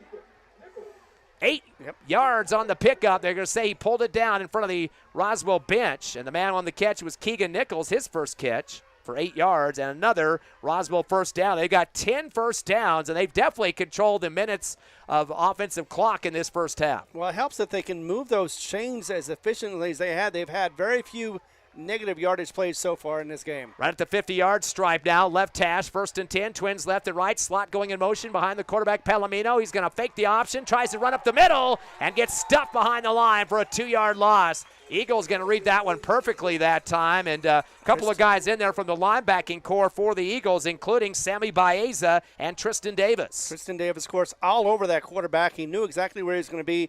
And Tristan Davis always knows where to go at the right place at the right time. He had 57 yards on the ground. Prior to that, did Palomino. That was his first negative play of the ballgame in terms of the rushing contest. I just mentioned that. Trips right, 2 receivers left. 4-man front for the Eagles defense on a 2nd and 12. Palomino back to pass, 3-step drop into the shotgun. Tries to tuck it, go to the left, and it's dropped again. 5-6-yard drop in the backfield, and this time big lineman getting in there for the Hobbs Eagles. Jaron Meredith, 6'1", 260, throwing the body on top of the quarterback. And it looks like, actually, I thought it was 4th down, but the markers say 3rd down, so the scoreboard is wrong. But it is definitely 3rd down and long, 3rd and 16. So that'll be a loss of 4 on that one. Negatives back-to-back for Palomino, -6 on the last 2. 3rd down and 16, as you mentioned, from the 44. Roswell looks like they're in a passing situation now. Twins right, receiver left. Palomino in the shotgun. Delay handoff, fake, rolls right. Tries to step in the pocket, gets brought down from behind at the 40. Eagles are coming from all directions. And Palomino's going to lose another 3. And, boy, the linebackers are starting to see some holes through that line. There's Tristan Davis again for -3 and back of the 40. That's going to be a punt situation for Roswell. Now, he was involved in the play. He didn't get the tackle, but he did get the quarterback to move slightly to his right or left before he got tackled by other Hobbs Eagles. About 3 or 4 guys in on that play. Punt situation here for Roswell. 1 back deep for the Eagles at the 25. High snap and brought down at the 29 and kicked away high in the air.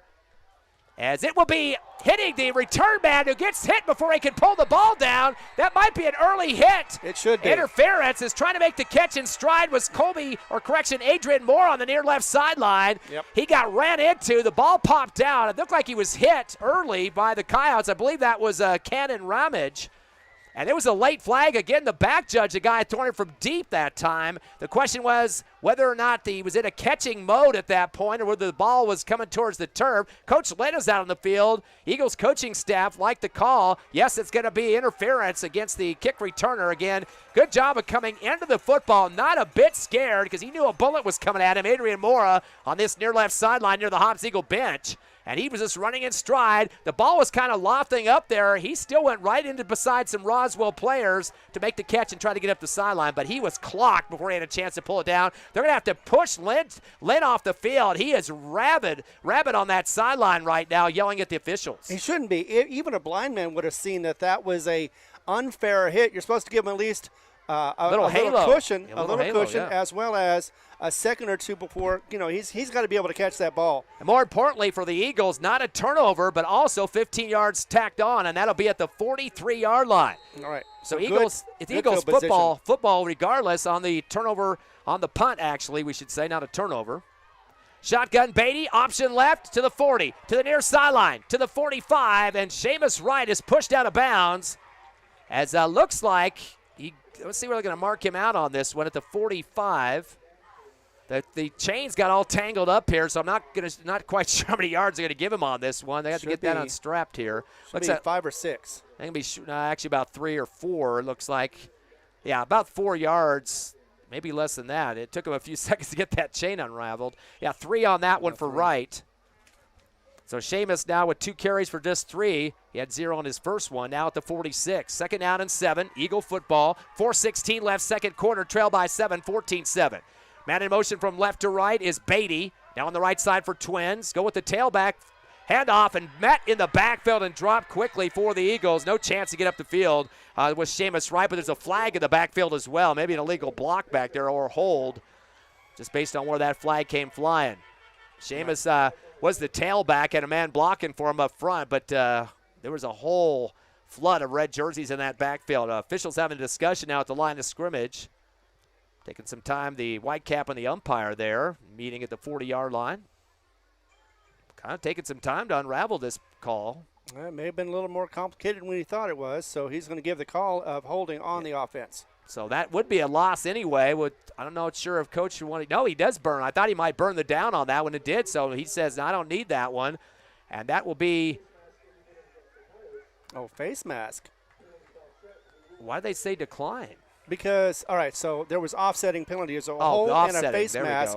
So that's what happened. Okay, yeah, I didn't see the face mask. I heard the PA say the face mask, but the referee was turned to the home side. Didn't see that signal. But second down, going to go back to the 7, as we mentioned. Offsetting penalties, as Ron mentioned, at the 46-yard line. Hobbs still in their own territory with 4:12 left in the half, down 14-7. Trips right, receiver left. Back in shotgun, Beatty. He'll bring 2 receivers over to the left side as they change their formation look. Now trips left, receiver right. A lot of time burned here. Looks like a whistle before the snap. They're going to say delay of game against the Eagles. All that movement from right to left in the backfield took too much time off the play or the field clock there. So Hobbs now having their 3rd penalty for 15 total and back them up to the 41. Second down and about 12 and a half now for the Eagles. They've got some time to work with, though, down by 7 with 4:12 left in the second. Oh, yeah, there's plenty of time in this game. Hobbs does not need to panic. Trips right, receiver left. Beatty with 1 man behind him. That's Seamus Wright, and he's going to shift off to the right shoulder now. Shotgun, 2-step drop, out route, caught at the 46 and drugged down near the sideline. I'm not sure if he got out or not. That's Austin Chavarria. He did not. Clock will start up again. So it looks like he's got 5 on the catch there for the Eagles. That's his first catch of the ball game. And brings up a 3rd down and 7. So back where we were just a few seconds ago at the 46-yard line, left hash. A 3rd down and 7 for the Eagles. Take a little bit more time to get the right play call here from the sideline. They don't want to mess up this series. Love to tie this ball game up at halftime. 3:38 ticking. 14-7 Roswell in the second. Twins right, receivers 2 to the left. Long snap count for Beatty, and we had 2 receivers taken off. I think his cadence call was kind of slowed up there at the end, and the receivers jetted off on the left side and ended up getting a false start once again.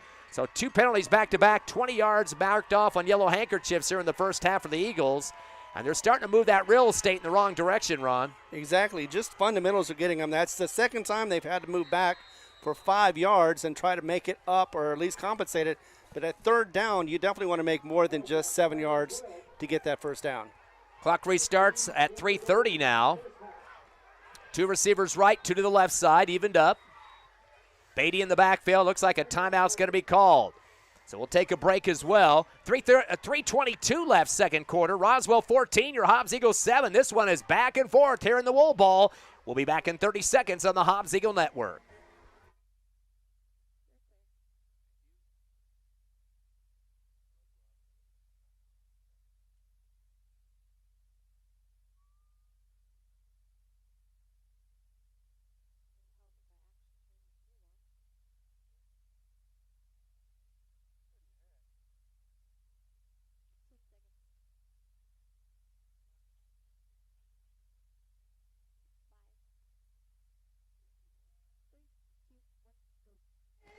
Back to second quarter action here at the Wool Bowl in Roswell. Ty friend Ron Gunner with you here live, and Evie and Tiffany Stuber back at the station tonight. Been going back and forth here in the second quarter. Roswell actually started the game with the first touchdowns. A 1-yard run for Palomino, the quarterback, 7-0.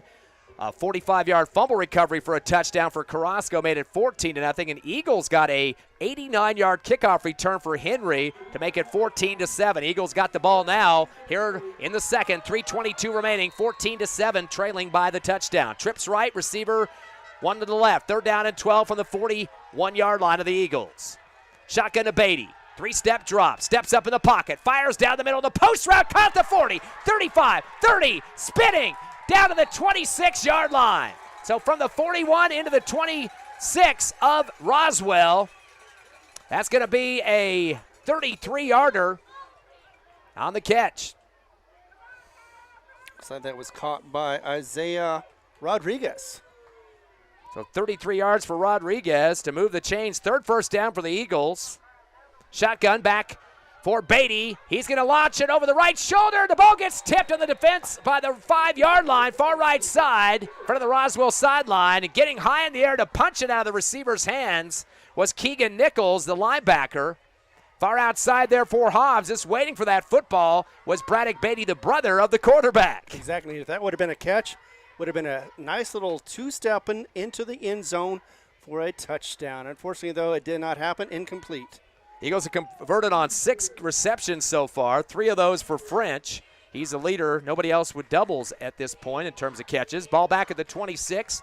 2nd down and 10 from that left hash. Clocked at 3:05 remaining, but stopped due to the incomplete. Man in motion, Beatty from right to left, the receiver Beatty. Split formation backfield. In between his 2 running backs is Beatty, the quarterback, and we got another flag coming down. Hobbs has been getting a lot of handkerchiefs here midway through the second, towards the end of this second quarter. Let's see if it's going to be another false start. And it looks like they're marking it off against the Hobbs Eagles. Another 5. That's 5 penalties here in the first half for 25 yards. And that's at least 3 in this drive that has just slowed down. It hasn't stopped the Hobbs Eagles, but it definitely has increased the time and slowed them down for the drive. Clock underneath 3 minutes. 2nd down and 15 from the 30. Rolling around the left after a pitch and getting spun out around the 30-yard line. Nice spin move. I looked like he got shoved a little bit towards that sideline was Omarion Kennedy. Kennedy trying to regain some of that penalty yardage that time and just gets about 3 because he spun out of bounds. They said he stepped out, so 3-yard pickup for Kennedy. 3 carries for 17 yards. Remember, Seamus Wright over 100 yards last week, and he was the front runner in terms of pickup. Also, we had Kennedy with 49, Gonzalez 65. So a couple other guys stepping up for the Eagles. They're facing a 3rd down and 13 now. 2:50 left in the half. The ball at the 30-yard line. Heading towards the touchdown zone here, hopefully to tie it up. Shotgun, Beatty. He'll take it himself. Tucks around the right end. 30, and met by a wall at the 28. He's going to get about a yard, maybe 2 yards on the play. Man that meets him first for Roswell was Michael Lucero, the linebacker. So 2-yard pickup for the quarterback, Beatty. Still in the negatives, though. 3 carries for -3, but he was met in the backfield a couple of times as some of the defense of Roswell getting through the line of scrimmage. That's going to keep the clock running, though, and Hobbs does not want to leave any time on the clock if they can score here. 2:20 left in the half, down by 7. Twins right, receiver left. Beatty back in shotgun. Has Kennedy on his back shoulders. Good snap, three-step drop, pump fake, steps in the pocket, fires down the post route, caught the 5, into the end zone for the touchdown as he gets somersaulted. That's going to be a 27-yarder, and the man to make the catch and the score hit the brother of the quarterback. I keep saying it, Braddock Beatty. 26-yard touchdown reception. Nice timing, of course, with the brothers on a 4th down. It was a must to get at least the 1st down. They did more than that. They got the touchdown, and this is a game again. Chance to tie it up here, hopefully.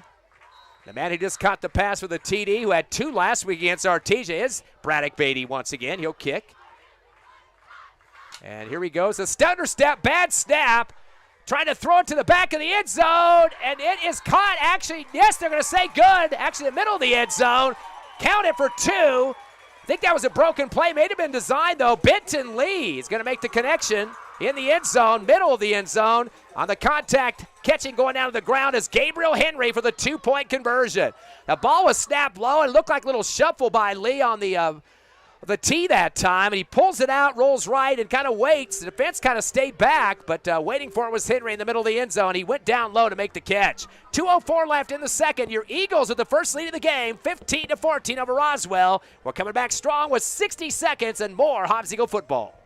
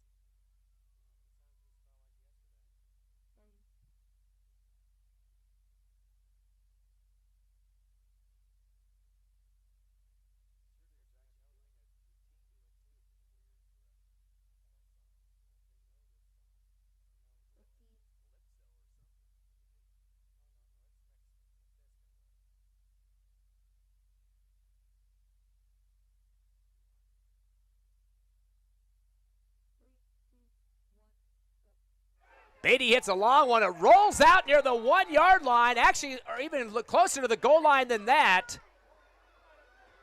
And they'll throw the flag. That did go out of bounds, so that means that it will be probably a 35-yard start for Roswell if they elect to have it there.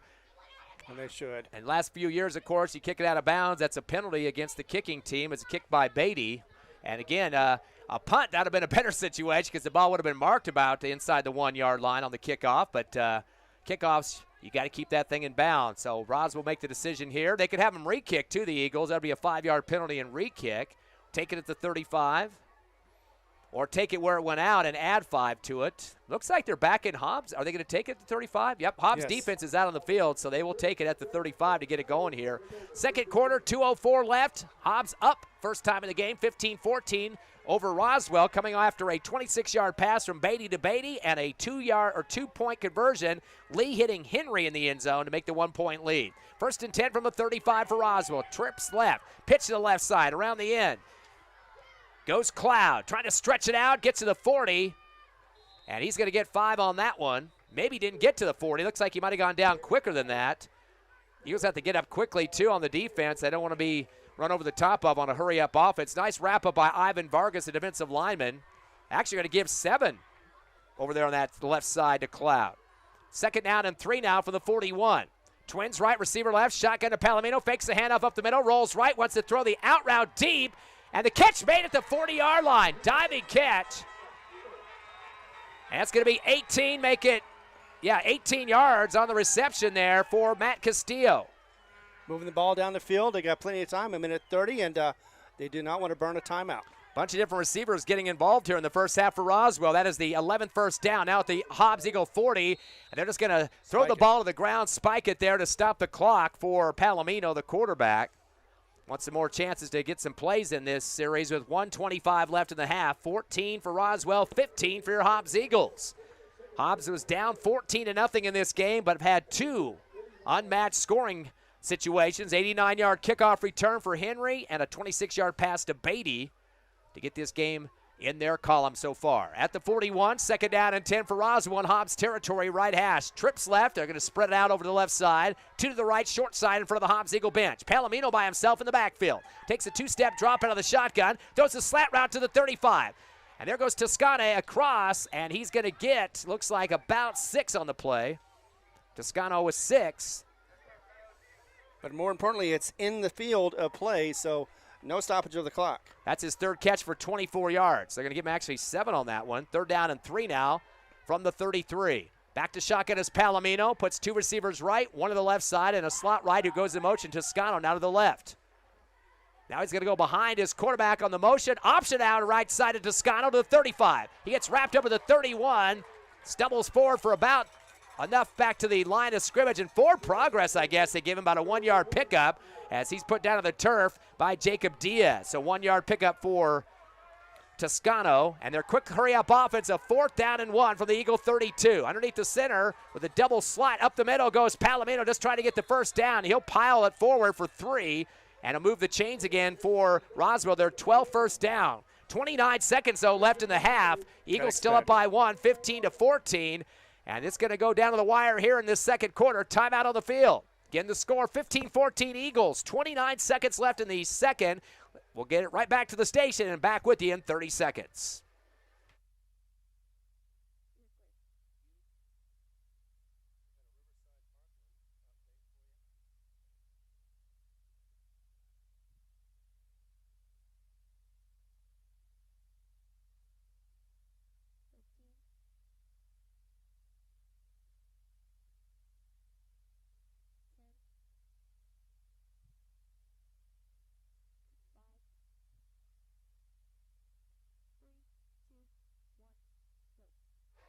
29 seconds left here, second quarter at the Wool Bowl in Roswell as your Hobbs Eagles lead 15-14, but Roswell on a drive with a 1st and 10 at the Eagle 29-yard line on the right hash. And as a coach for Roswell, Coach Lynn, you only got a certain amount of time left here. You can't really afford going up the middle and hoping for a breakaway. You got to stop the clock probably on this series too before you score, so we'll have to wait and see what he decides to do. 1st and 10 from the 29. Roswell football down by 1. Receivers 2 to the right for Roswell. Nobody on the left side except a slot. Shotgun to Palomino. Fakes the handoff up the middle. Rolls left. Looking for somebody to get open. Heading to the far left sideline. Tucks. Tries to get out of bounds. Does he make it? Official is going to say, nope, they're going to stop the clock. So Palomino kind of tries to hurdle at the last second. Gets thrown down hard on that far right sideline. Wait to see if they give him any yards on that one. And coming down with the slap down was Gustavo Diaz Castro, the linebacker. Boy, they're giving him some serious forward progress on that one. Looks like 3 yards on that one. Correct. They did give him 3 yards. Looked like it was going to be a loss. If anything else, he was just going to try to get it out of bounds to stop the clock. He did both, though, and got a couple yards for his effort. 2nd down and 7 at the 26 of the Eagles at the left hash. Clock to 2:21 seconds remaining in the second. Trips right, receivers to the left side. Palomino in the backfield by himself. Takes the shotgun snap, stays in the pocket, fires the slant route. Toscano catches to the 20, tries to throw his body forward, and he'll get a couple extra yards on that one.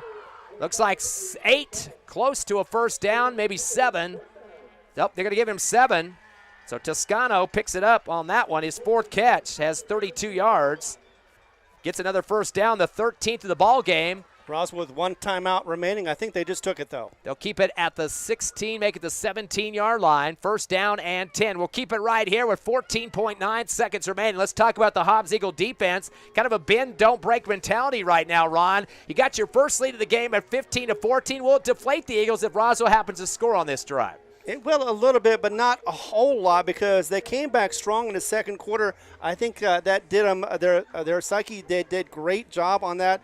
As far as being able to slow them down right now, yes, if Hobbs can stop them from scoring at all with this 14.9 seconds and first down, yeah, that will definitely boost their ego and get them into the second quarter or second half with a higher expectation for this game.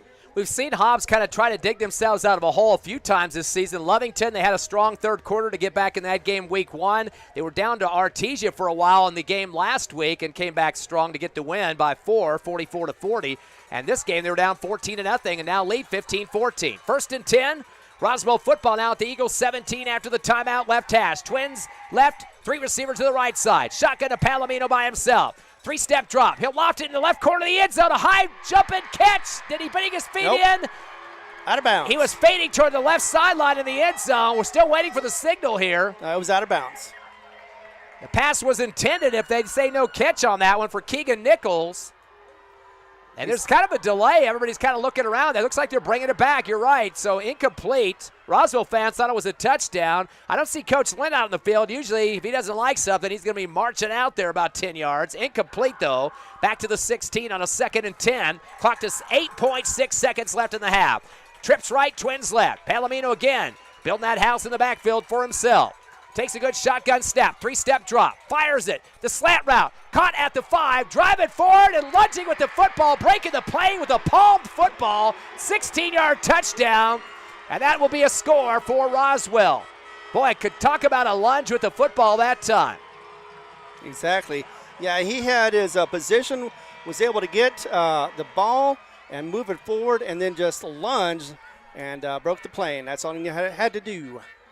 Trying to see who that was. They had a big pile up there. It was a 16-yard touchdown regardless. We'll see if we can find out who that was. Big pile up as he lunged forward that time. Here's the PAT. Kick is up, and it is good. Converted by Francisco Laura, and almost getting a chance to swat that ball, just barely missing an Adrian Mora. So Roswell pulls back with the lead. Looks like 0.5 seconds left in the ball game, at least here in the second quarter, I should say. 21-15 Roswell. We'll keep it right here as we get ready for a kickoff.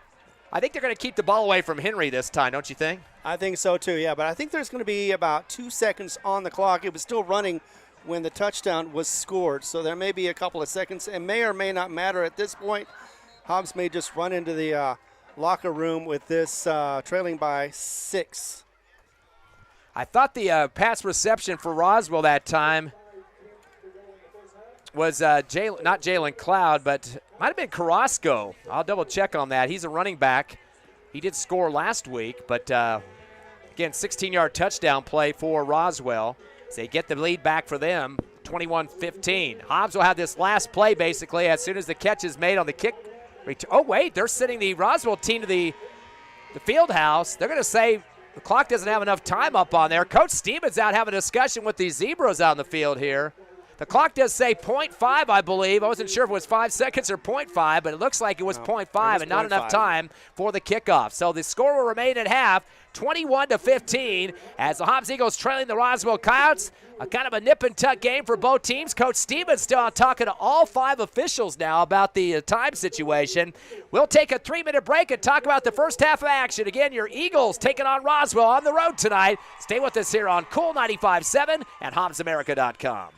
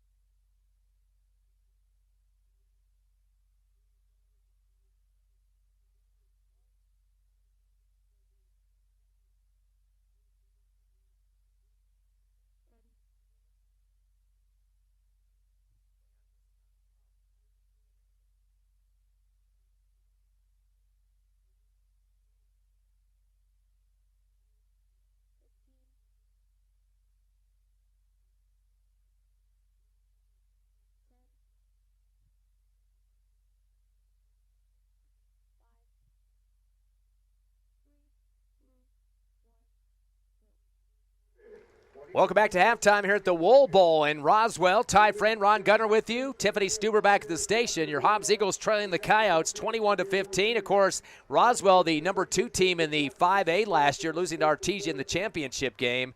And your Hobbs Eagles currently 9th in the state in the 6A. Had a lead here late into the second quarter, 15-14, but unfortunately a kind of a diving play at the end by Greathouse for Roswell.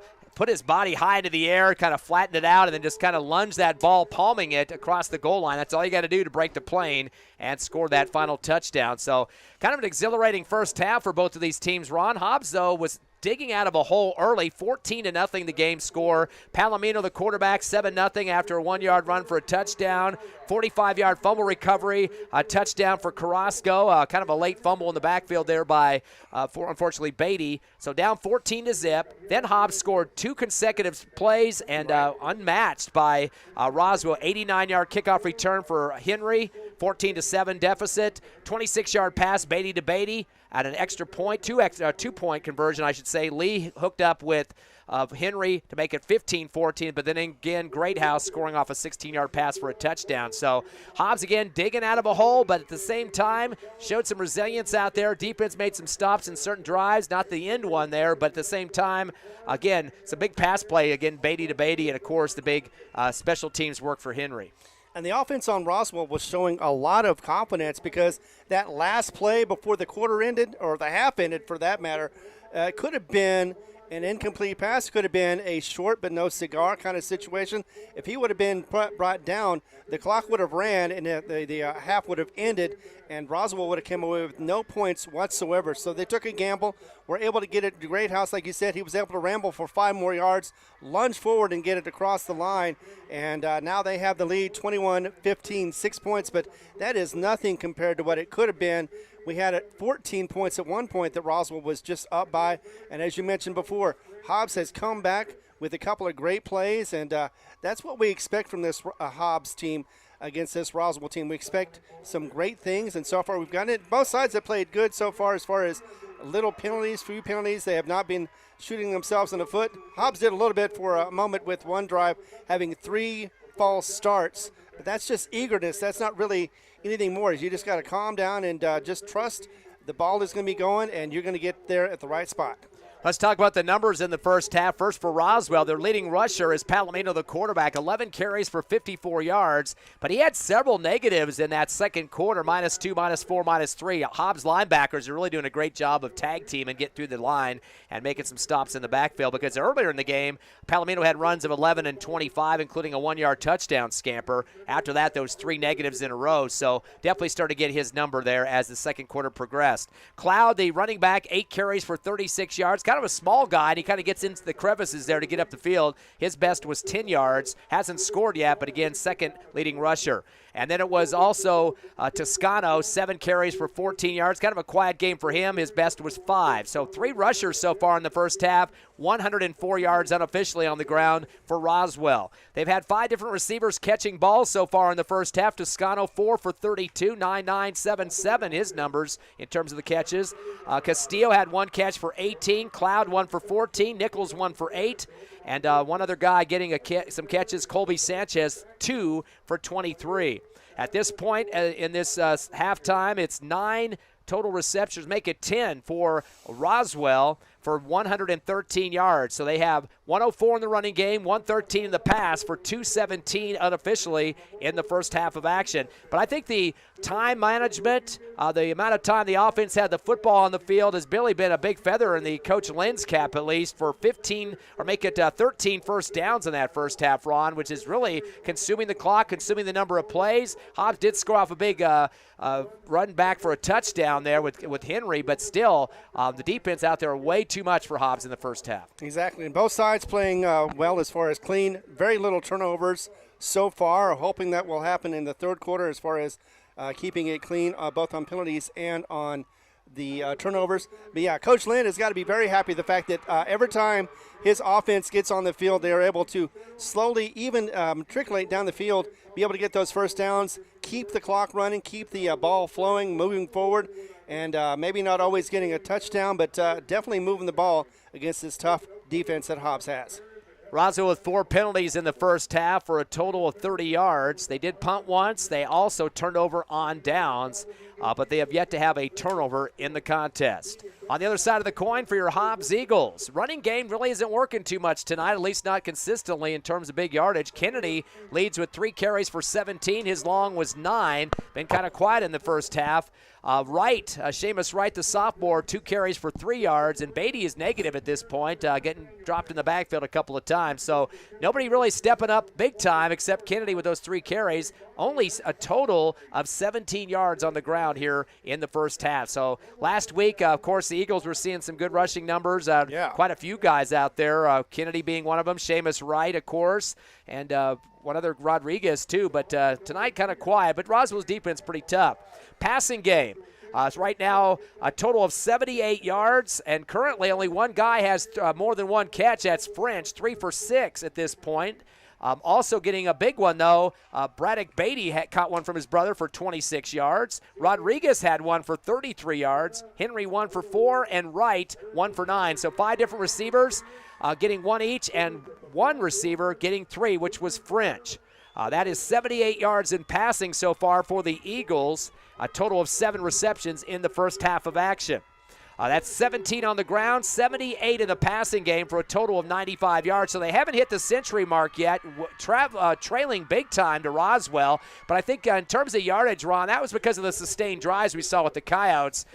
You're on the field with your offense longer, you're bound to get more yards on the, maybe not scores, but maybe yards on the ground and the air. Yeah, plus looked like Roswell was hitting them both on the passing and the rushing. Hobbs needs to work on that a little bit more. They've had a couple of deep ones go for Hobbs, but unfortunately they did not connect, whether it be short or just off the hands. But either way, Hobbs is trying to get some passing yards down the field, not quite working out for him. I think they really need to use the quarterback option on a couple of these plays, be able to work it around the side. I think the line is too tough on Roswell to be able to run it up the middle. I'm sure, though, that Hobbs would love to do that with Kennedy, to be able to get him past that line, get him to secondary, and get him a big, huge gain like he had last week against Artesia. And go back to Beatty for one more minute on the quarterback. He is 7 of 12 in the passing game so far. I mentioned the 78 yards. Hobbs has been penalized 5 times for 25. And again, that last drive, they had 3 of those on false starts. So kind of shooting themselves in the foot in that situation. Hobbs has fumbled once. It turned into a touchdown on a return for Roswell, and they have punted twice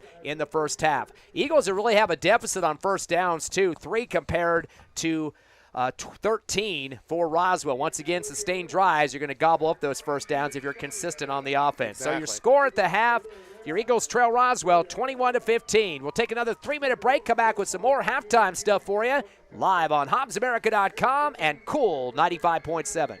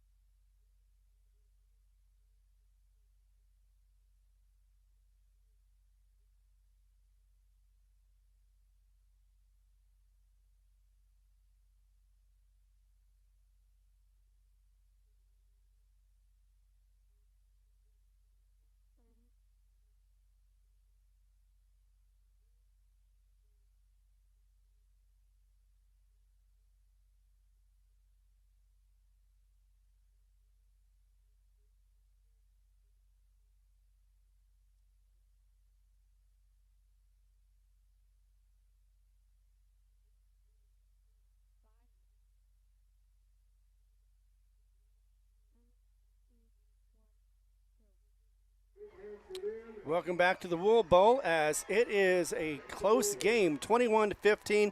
Hobbs is trailing by 6, and we're having senior night here for some reason at Roswell, as the band hasn't played yet, but they have been talking about seniors ever since this halftime has started. And of course, we have a little extra time simply because of that. We got about 5 minutes plus warm-ups. So we're going to go ahead and get back into more commercials. We'll be back in 2 minutes right here on Cool 95.7, as well as on the Facebook page of Cool 95.7. We also are on YouTube on Hobbs Sports. And yes, you can catch us on HobbsAmerica.com. Don't go away.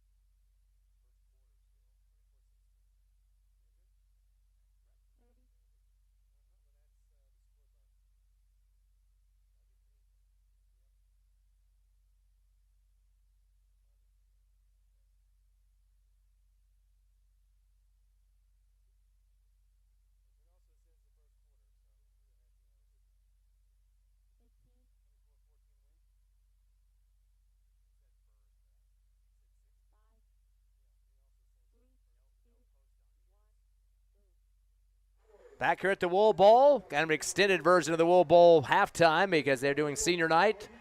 They announced all the band members that are seniors, and no teams back on the field yet, although Roswell leads on the scoreboard 21-15 over your Hobbs Eagles. A second half coming up momentarily. And Ron, some games going around the area right now tonight, including the Lovington Wildcats facing one of the Eagles district foes, Carlsbad. Yeah, and it's we thought it might be a close game. You never know what you're going to get out of Carlsbad, and Lovington is always strong, so we thought they may be able to stronghold them. But instead, right now, it is 24-14. Not sure about the quarter.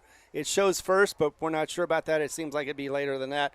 Meanwhile, who's leading, though? It is Lovington, again, 24-14 over Carlsbad. You know, Carlsbad has been struggling the last couple of years getting different coaches, or head coaches anyway. And Tatum and Clayton are having a shootout over there. Clayton got the lead just moments ago. 42-36 over Tatum is what we're looking at. So unlike this one right now, this could be a shootout too, but right now it is a close contest, also close in Tatum as well. And the next opponent we have is Riverside, not Riverside, Parkland, and they're losing 19-7. To Riverside. Riverside. You mentioned that Tatum game. We were driving through there on the way up to the game here tonight in Roswell, and it was pretty much a rainstorm going on there, so we were kind of wondering how that was going to affect the contest. But it still looks like a lot of points going on the scoreboard for 8-man football tonight in Tatum. Jal, of course, played last night. You were at that game, Ron, against the Hobbs JV, and the Eagles squad went down there and beat the Panthers. Exactly, and Jal has been struggling. They're 0-2 right now. They went to 0-3 simply because Hobbs came out strong. They were 27-0 at halftime. there was a couple of mistakes that Hobbs did make. They had a couple interceptions, a fumble. Jal was just unable to respond back and be able to take advantage of those mistakes, and it ended up being a 27-7 final score. Hobbs unable to score in the second half, but they didn't need to. They just started running the ball towards the end of the fourth quarter and got the nice little victory. Had a little problems here and there, but overall, Jal just not looking like they did a year ago when they blew them out against this Hobbs JV team. And, Jal just still learning and growing as they're going forward. Both teams are back out on the field here at the Wool Bowl as we get ready for our second half.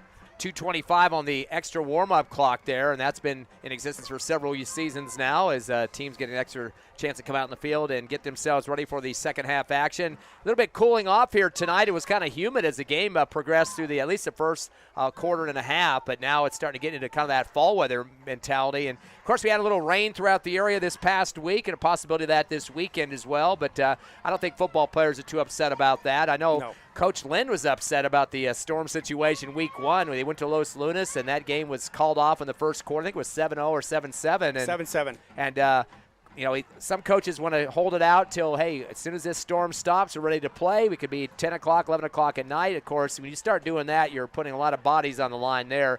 And then some want to do the Saturday reschedule, but then, you got an overnight stay. What are you going to do about that? And maybe some conflicts with players on Saturday too. So, a lot of issues, and there's not really one set rule that establishes when a game will be called or not in terms of, by rule. But it's kind of a discussion between the two school administrations and ADs and all that to make a decision. But so that first game against Los Lunas did not count at all. No contest, so 1-0 record for Roswell. Of course, the Eagles come in with a 1-1 record. And, of course, a very close game here at the half, 21-15.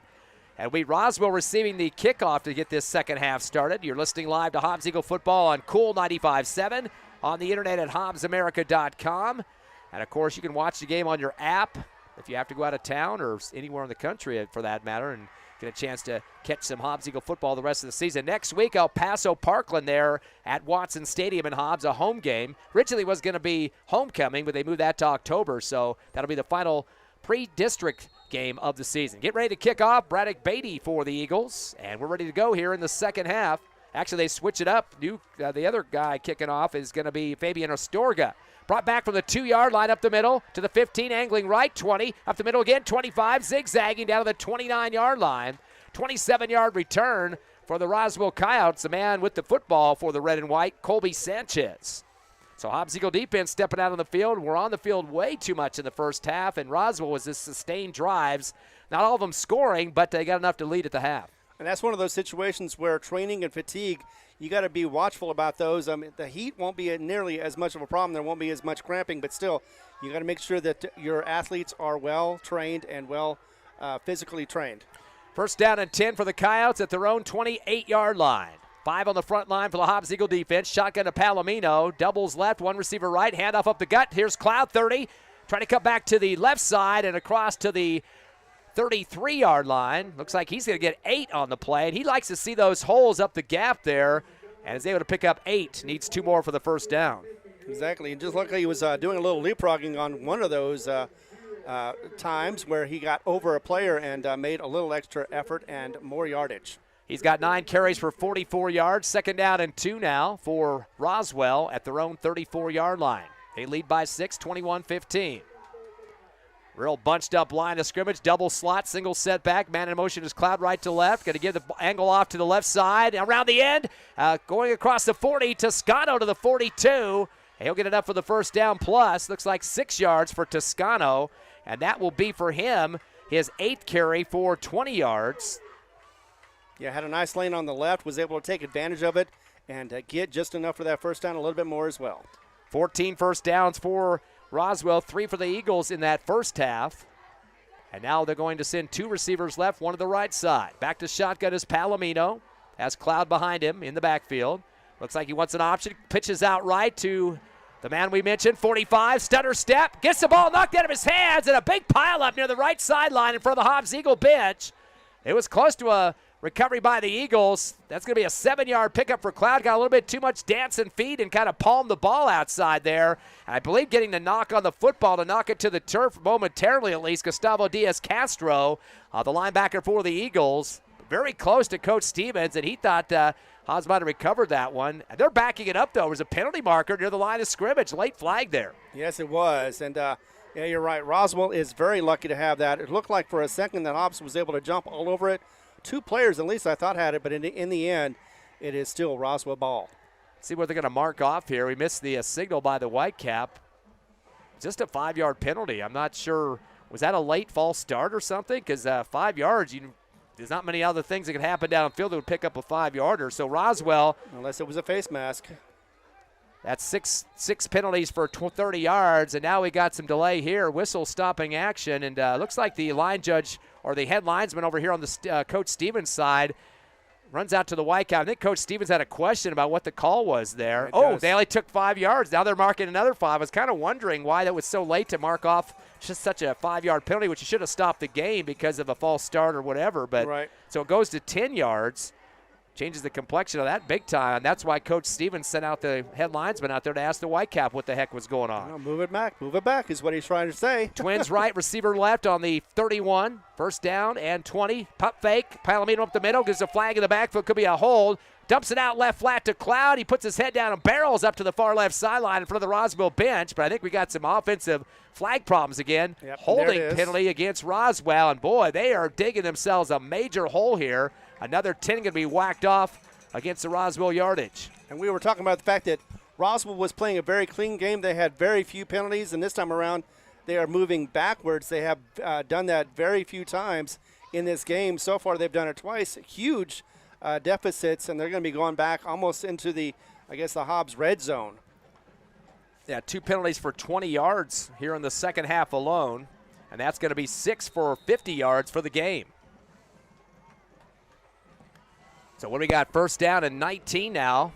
Actually, it should be 29. Yeah, 29, correct. Twins right, receiver left. Shotgun to Palomino back at the 15. Rolls right. He wants to throw. Angles over the 50-yard line, over the shoulder. Flag route there near the midfield stripe. Over the shoulder and over into the sideline to Matt Castile. Incomplete. Going with him up the sideline for the Hobbs Eagle defense. Jacob Diaz, the DB. Incomplete, though, for the Coyotes. And if that would have been caught, it would have been close to the first down. Maybe not a first down, however, but could have been caught for the first down in stride. It would have been more so. So Roswell with penalty situation problems, also incomplete passes. And Coach Lynn cannot be a happy camper to start this second half as things are starting to unravel. It's second down and 32 is what the scoreboard says. Shotgun to Palomino, fakes the handoff, rolls right again, wants to throw a second time, dumps it to the 22. Little flick pass there. Not very much on the catch for the receiver coming up with it. And making the catch for Roswell was Abby Toscano. Gets some back of that penalty yardage that time, maybe about 4 on the play for Toscano. But still a huge hole to get out of on third down, third and about 20. 5 catches for 36 yards for Toscano, but not much on that one. And now it's going to be at the 24, make it the 23 of the Coyotes. So deep in their own territory. Third and 30. 4 in the front line for the Hobbs Eagle defense, switching people around just a bit. Shotgun by himself. Back in the backfield is Palomino. Tucks it up the middle of the 25. A flag. 30 to the near side. 35 up to the 40 and gets shoved out of bounds in front of the Hobbs Eagle bench. But where that penalty marker came, I think that's another holding penalty against the red and white. We're expecting this one to go back as well. One of the linemen threw his arms up into the air at the official. You better watch that. Daniel Chavez Gonzalez, the offensive guard. And depending on where that flag flew, if it's behind the 20, that's not going to have to be half the distance. Yep. Right, I think it's sometimes they don't get the flag right where they want it. We'll have to see how much they mark off here. Looks like it is behind the 20, so it's going to be half the distance. In fact, it looks like it's going to be at the 16, 17-yard line, or they're going to mark half that distance. It's just going to be there. So what do they pick off that time? That'll be about a 7-yard penalty, I guess, when it's all said and done. They've had 3 penalties here in this third quarter. 9:07 left here in the third. 21-15 Roswell. Doesn't look like the team that's in the lead the way they've been playing this series. Got a garbage ball with too much mistakes, especially by the line holding too much. Trips left, receiver right. Third down and 38 now for Roswell. They got to get all the way to the Eagle 47.5. Shotgun back to Palomino by himself. Rolls right. He's been doing this the last few plays. Tries to stiff arm as he heads out of bounds. Oh, no. Could be a late hit, and there is one out of bounds. Would have been just a very short gain, 3 yards, but a cheap shot there at the last second and hitting his own helmet because he knew he was too late with it. Sammy Baeza, the linebacker, and he liked to have that play back. I don't even think he knew exactly where he was on the field, and I don't think he was intending to knock him out of bounds when he was already out, but he slapped his helmet after that knowing what the call was going to be. That's going to be a 15-yarder, but still not a first down. I mean, right. This is a tack on, which would be about, that might make it an 18 on the gain with that penalty added on. So 3 for the original and then tack on the 15. So it's still going to be a bit of a ways to go for third down, about third down and 25. No, 15. So 3-yard pickup for Palomino. He's got 12 carries for 57 yards. That was his first carry of the second half and moves it up to the 33-yard line. So third down and about 20 or so. Ball marked at the 33-yard line. Coach Stevens wants 4 guys up front, putting the 4 fingers up in the air here, and we got some problems in the backfield for Roswell. 4 coaches out of the field now. Also some discussion in the defense for the Hobbs Eagles. Coach Lynn has got 3 coaches behind him as he stomps out on the field. I don't know why they're allowing that many coaches to come out like that.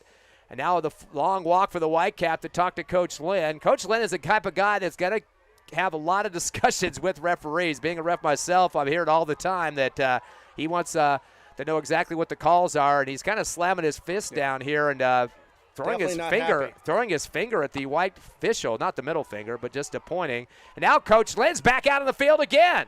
He's bringing the squad back out. It looks like the punt crew. It's a 4th down situation. He left the field and didn't leave. He went off about 5 yards toward the sideline and came running back out. And a 4th down situation. I wonder if he's questioning the down count here. I'm not sure what else he could be arguing about because I think so. They marked off the 15. Then it should be third down. So that's the thing. Is it third down or is it 4th down? I thought because of the penalty it would have been third down. Or at least that's what I've got. Well, they gave him the yardage plus the 15, which was a tack on. Looks like they're going to go ahead and call that the 4th. And now a lot of yards to make up. Definitely going to have to be a punt here. Punts from the 25, high sailing one, bounces at the Eagle 30, a high bounce, picked up at the 25 for the Eagles. Coming around the left side of the sideline is Mora to the 30. Drugged out at the 35, and he had a big harness on his back and just could not pull away from the last guy to rip him.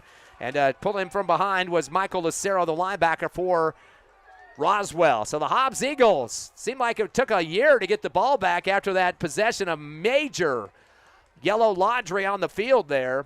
8:30 left here in the third quarter. Hobbs down by 6, 21-15, and finally we get to see the offense, Ron. Exactly. They've gotten plenty of time to be able to prepare for something strong and quick to be able to get back in this game and make their showing. Shotgun, 34-yard line to Beatty. 3-step drop, steps up pocket, fires a fade route, left sideline over the shoulder, back pedal catch at the 20. No, the ball comes out near the ground. He had the ball high in the air and tried to bring it down to make a football move at the 20, and Henry could not hold on to it. Boy, he had that with fingertip control, just not enough to hold on. I don't think the ground caused the fumble. I don't think he ever turned with the football. He was backpedaling as he knew the ball was in the air, beat his man down the field on the left sideline in front of the Roswell bench, or Hobbs bench, as he went past Bubba Marujo. And boy, that would have been a tasty one for a TD if he would have caught that and kept his momentum forward. Exactly. Definitely if he would have been on his feet. But in any case, would have been a huge first down for the Hobbs Eagles. Eagles 7 of 13 in the passing game. Shotgun to Beatty at the 30, handoff up the middle and trying to take the plow with him. Guys are all over his backside that time and might have got at least a yard on the play with the forward progress. And that for the Eagles was Omari and Kennedy. And looks like they give him maybe 2 on the forward progress. Kennedy 5 carries for 19 yards. The running game has not been very bright here tonight for the Eagles. But again, they're only down by 6. It's kind of a grinded out ball game for both teams. Twins left and right. Big play for the Eagles on a 3rd down and 8 from the 37.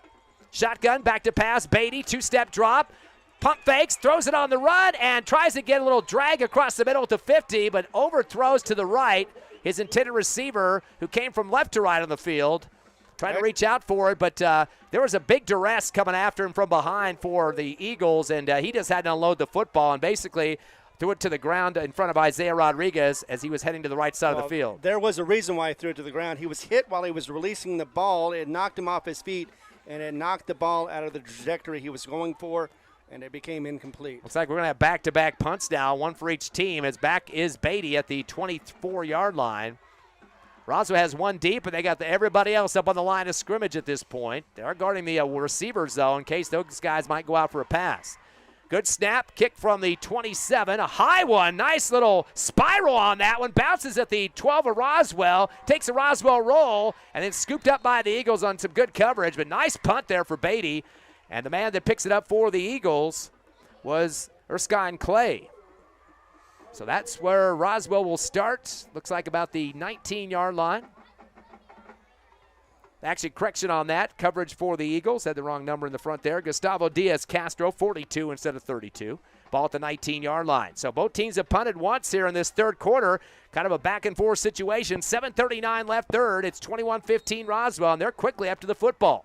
19-yard line on the right hash in their side of the field. Eagles down by 6. 4 on the front to make it 5 now on the front line for the Eagle D. Double slot, man in motion, right to left. Handoff around the left end. And cutting outside to the 15, 20, 25, 30, and 33-yard line. That's going to be a 13-yard pickup as getting the big run there, Toscano. Second carry for 19 yards in the second half and has 33 overall. That will move the chains for Roswell. That's their 15th first down in the contest. Moving up to the 33-yard line, still on the left hash. Yeah, Roswell looking at something on the left-hand side in their favor, so they're taking advantage of that. First and 10 from the 33. Double slot once again underneath the center now. Palomino and hand off to the tailback. Gets up in it as he tries to come around the left end. Somebody went for his thighs that time and flipped him up in the air just a bit. Hobbs getting down low on him that time. Did not want him to extend outside.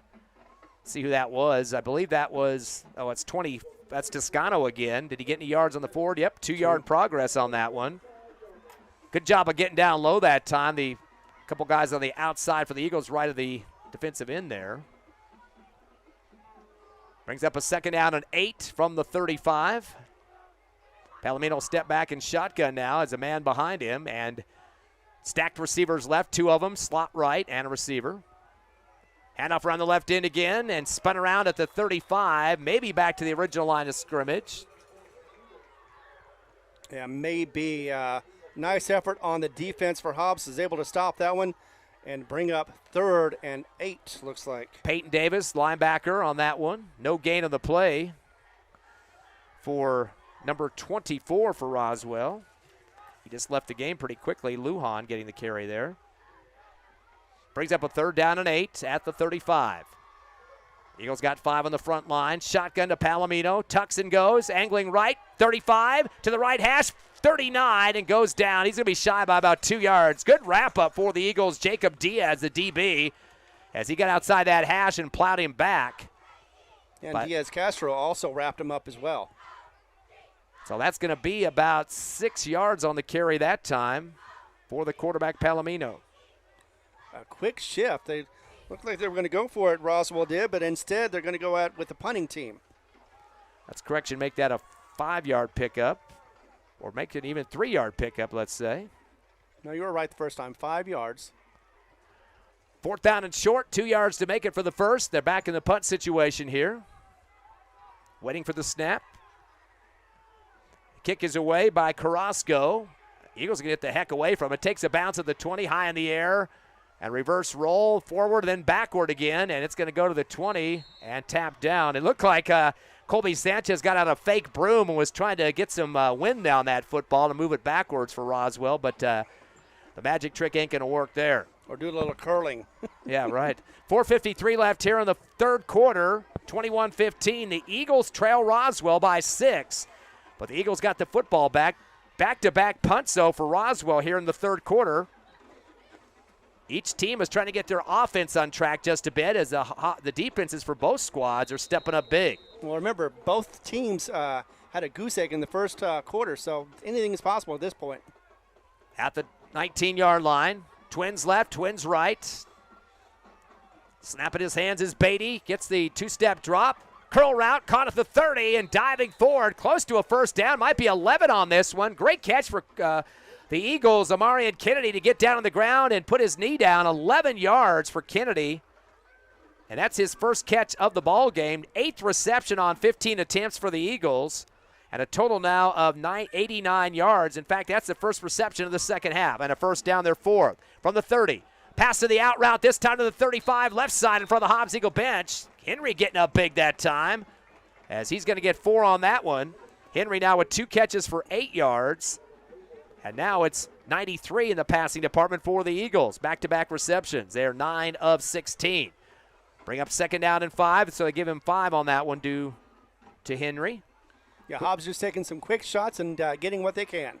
Oh, we got the right side of the line jumping over, at least the defensive end right for Roswell. Heard the cadence calling. Beatty get him mixed up there. And actually, it looks like the player that jumped off actually twisted his ankle as he did it. That was Mason Greathouse. You mentioned him on the pregame show, and he kind of jumped up in the air, and then you saw him kind of twist that left inside ankle. Now he's holding on to his leg. It might have been a Charlie horse or something that he pulled when he tried to get back off the jumping off sides there. And he's going to flatten himself on the ground and just drop, and they're going to get the training staff out there to help him. So, we'll take a quick break here, Ron. 30 seconds left, or 30-second timeout. 4:34 left, third quarter. It's 21-15 Roswell. Come back in half a minute on the Hobbs Eagle Network.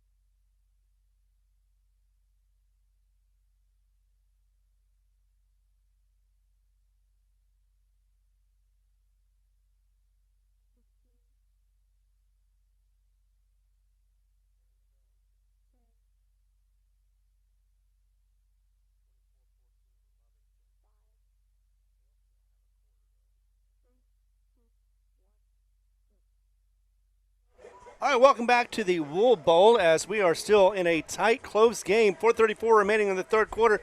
It is 21-15. Your Hobbs Eagles still down by 6, but we are slowly moving the ball. But we do have a field or a timeout injury on the field. Unfortunately, Greathouse has still been on the ground. He's been since we took break. Looks like it could be a cramp, but maybe more. Don't know for sure. Just seeing what we can see about this. Yeah, he was the guy that jumped off sides and kind of leaped in the air first and looked like he tried to get his footing, and you could just see him kind of writhing in pain there. So that will be a penalty against Roswell. They're starting to rack him up here in the second half. They've got 4 penalties for 32 yards. That's 52 yards, 62 yards overall in the ballgame. And, boy, what a difference a year makes, Ron. Last year, Eagles were down 27-0 as they got through the third quarter against Roswell. That was at Watson Stadium and only scored 6 in the fourth quarter, 34-6 the final, a 28-point loss. That's not the case this year. Exactly, and it seemed like it was a kind of a given score. I mean, it looked like Hobbs was going to get blanked on that one and had a nice run of about 38, 39 games where they had scored at least once. So Hobbs was able to get in there, but tried to make it a game, just could not do it against that strong Roswell team that had scored 42 a game in that season. Looks like Greathouse definitely has got something more than just a cramp, as that looks like the left ankle. They're hopping him off the field right now, and so he's not going to be back for a little bit, it looks like, on that, unfortunately, for the Roswell Coyote player. He was a defensive end on the right side for the Red. Hobbs football, 1st and 10 from their own 41, left hash. Twins right, receiver left, 4 on the front line for Roswell. Shotgun. Fake the handoff, option left. Kennedy on the 40, left sideline, 45, knocks a tackler off, and they're going to say he stepped out close to the first. Nope, they're going to back it up a little bit. Looks like they might give him 8 yards. So Kennedy now with 2 carries for 10 here in the second half, 27 overall on 5 carries. And they'll mark it at the 48 of the Eagles. Clock is down to 4:28. He did get out of bounds here in the third, 21-15. Roswell by 6. Twins right, receiver left. Stacked backs next to the quarterback Beatty. Now they'll go to split formation. He's in between both of them. 3-step drop, pump fake, back of the 40. Lets it sail up the left sideline, high in the air, and Henry jumps up like a high jumper, putting his back over the bar. and tries to get between two defenders. They're going to come down with it, but a good effort to get up in the air that time against Bubba Marujo and Kai Carrasco. And boy, Henry's got some size out there. Right. I definitely can get up with the best of them. And at 6'3", 200 pounds, but he always puts his body in the line and takes shots like helmets in the back quite a bit of the time. Exactly, and you really don't want to have a player be that undefended, but still, sometimes you got to get the ball where you can. 3rd down and 3 now from the 47. Beatty hands it off around the left end, and he looked like he was trying to fake it, but decided to hand it off at the last second and put his man right in harm's way there. Oh, Kennedy is down on the ground, flat on his stomach. He's rolling around now, and that's going to be a 2-yard loss for Kennedy, and that looked like the last hit is the one that took him out. He's kind of buckled up right now, and buckled under. And he's writhing in pain is what he is. Yep. Looks like he's trying to he might have got the wind knocked out of him. It looked like he flattened on the ground pretty quickly on that one. It's going to bring it back to the 45.5-yard line, so Hobbs will face a 4th and 5 in their territory. Another big play call here for Coach Stevens. I don't think you're in Roswell territory at this point, Ron, where you want to go for it. Maybe try to get an offside penalty here, and that's not going to get you a first down. It might be close, depending on where the mark would be, but it's 5 yards might barely eke out a first down on the penalty, but that definitely can draw that. Oh, they get Kennedy up, but he is limping and holding his left leg straight and hard, and he's not moving that leg at all. That's not a good sign there, Ron. You know what, it's not. They're going to try to see if they possibly can walk on it once he gets on the sideline, but I highly doubt that's going to happen at this rate.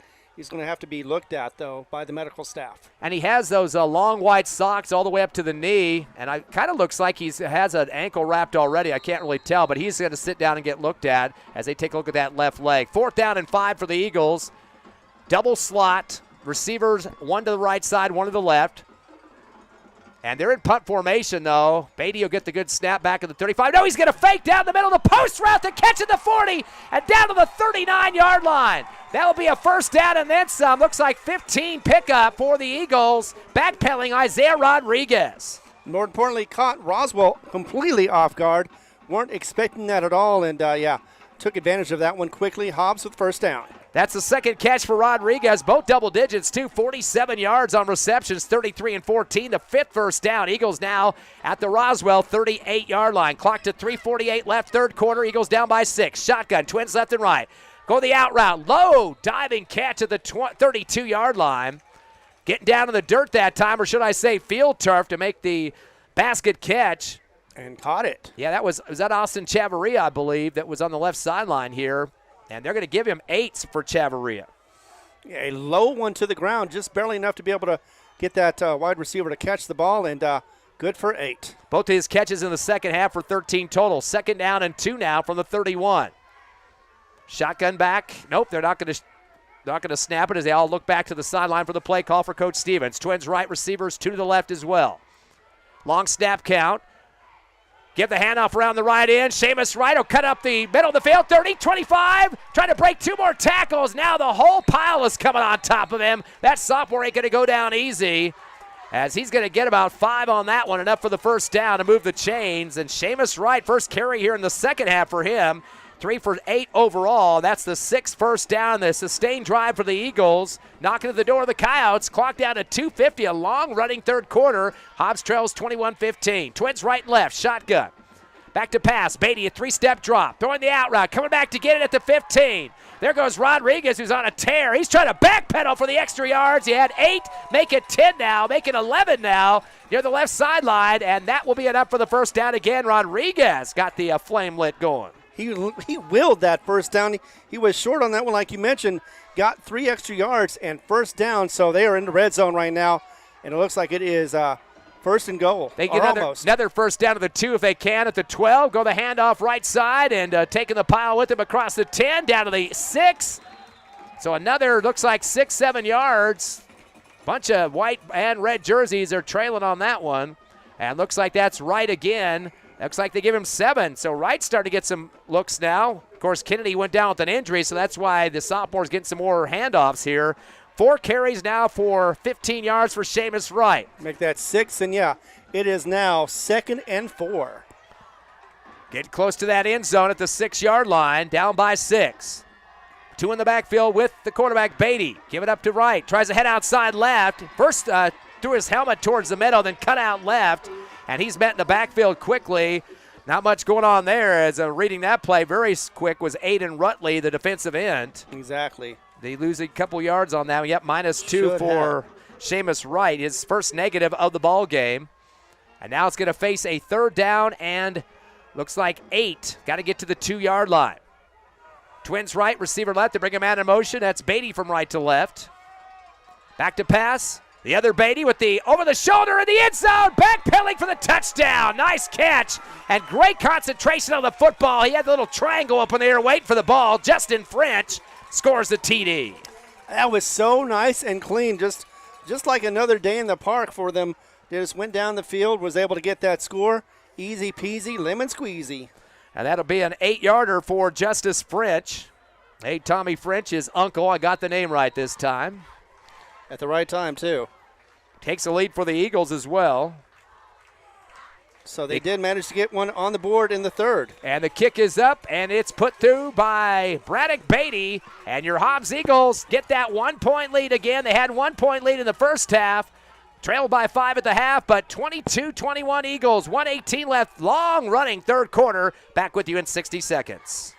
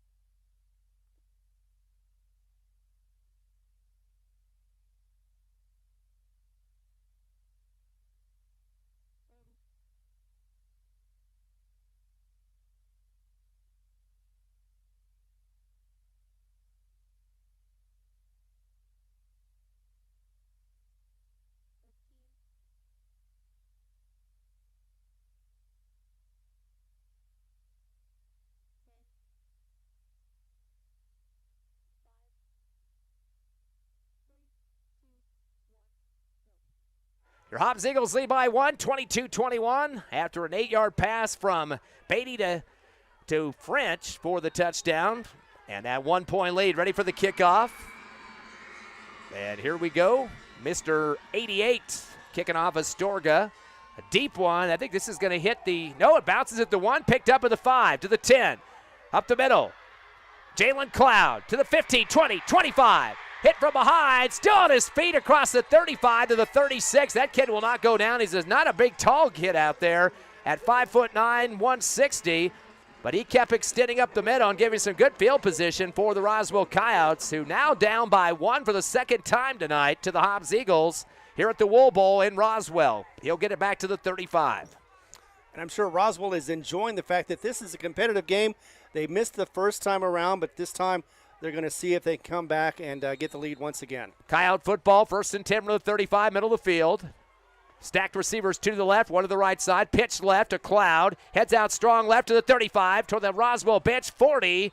And he'll get about maybe 6, maybe 5 on the play. Eagles pile him under pretty quickly there.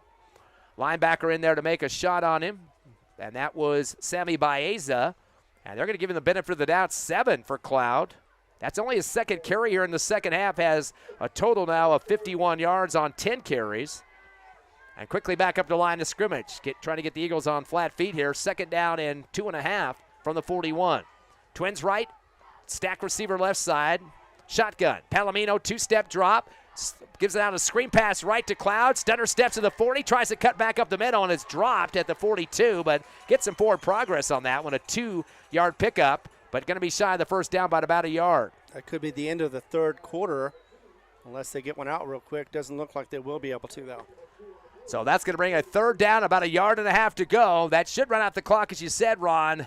And this thing is going to have a finale you will not believe. A 1-point ball game as your Hobbs Eagles lead 22-21 over Roswell. We'll take that 60-second break, come back with more Hobbs Eagle football here at the Wool Bowl. Stay with us here on Cool 95.7, HobbsAmerica.com.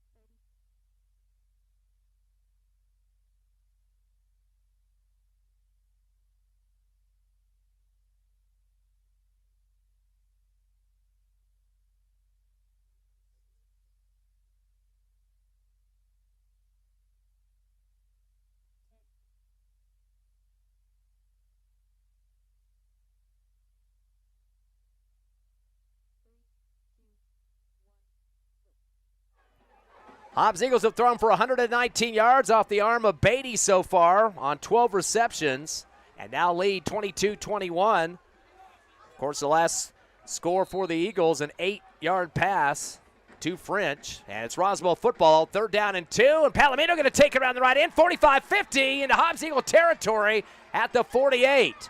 So he'll move the chains to the Roswell Coyotes, and they're going to get about 9, it looks like, there for the quarterback, Palomino.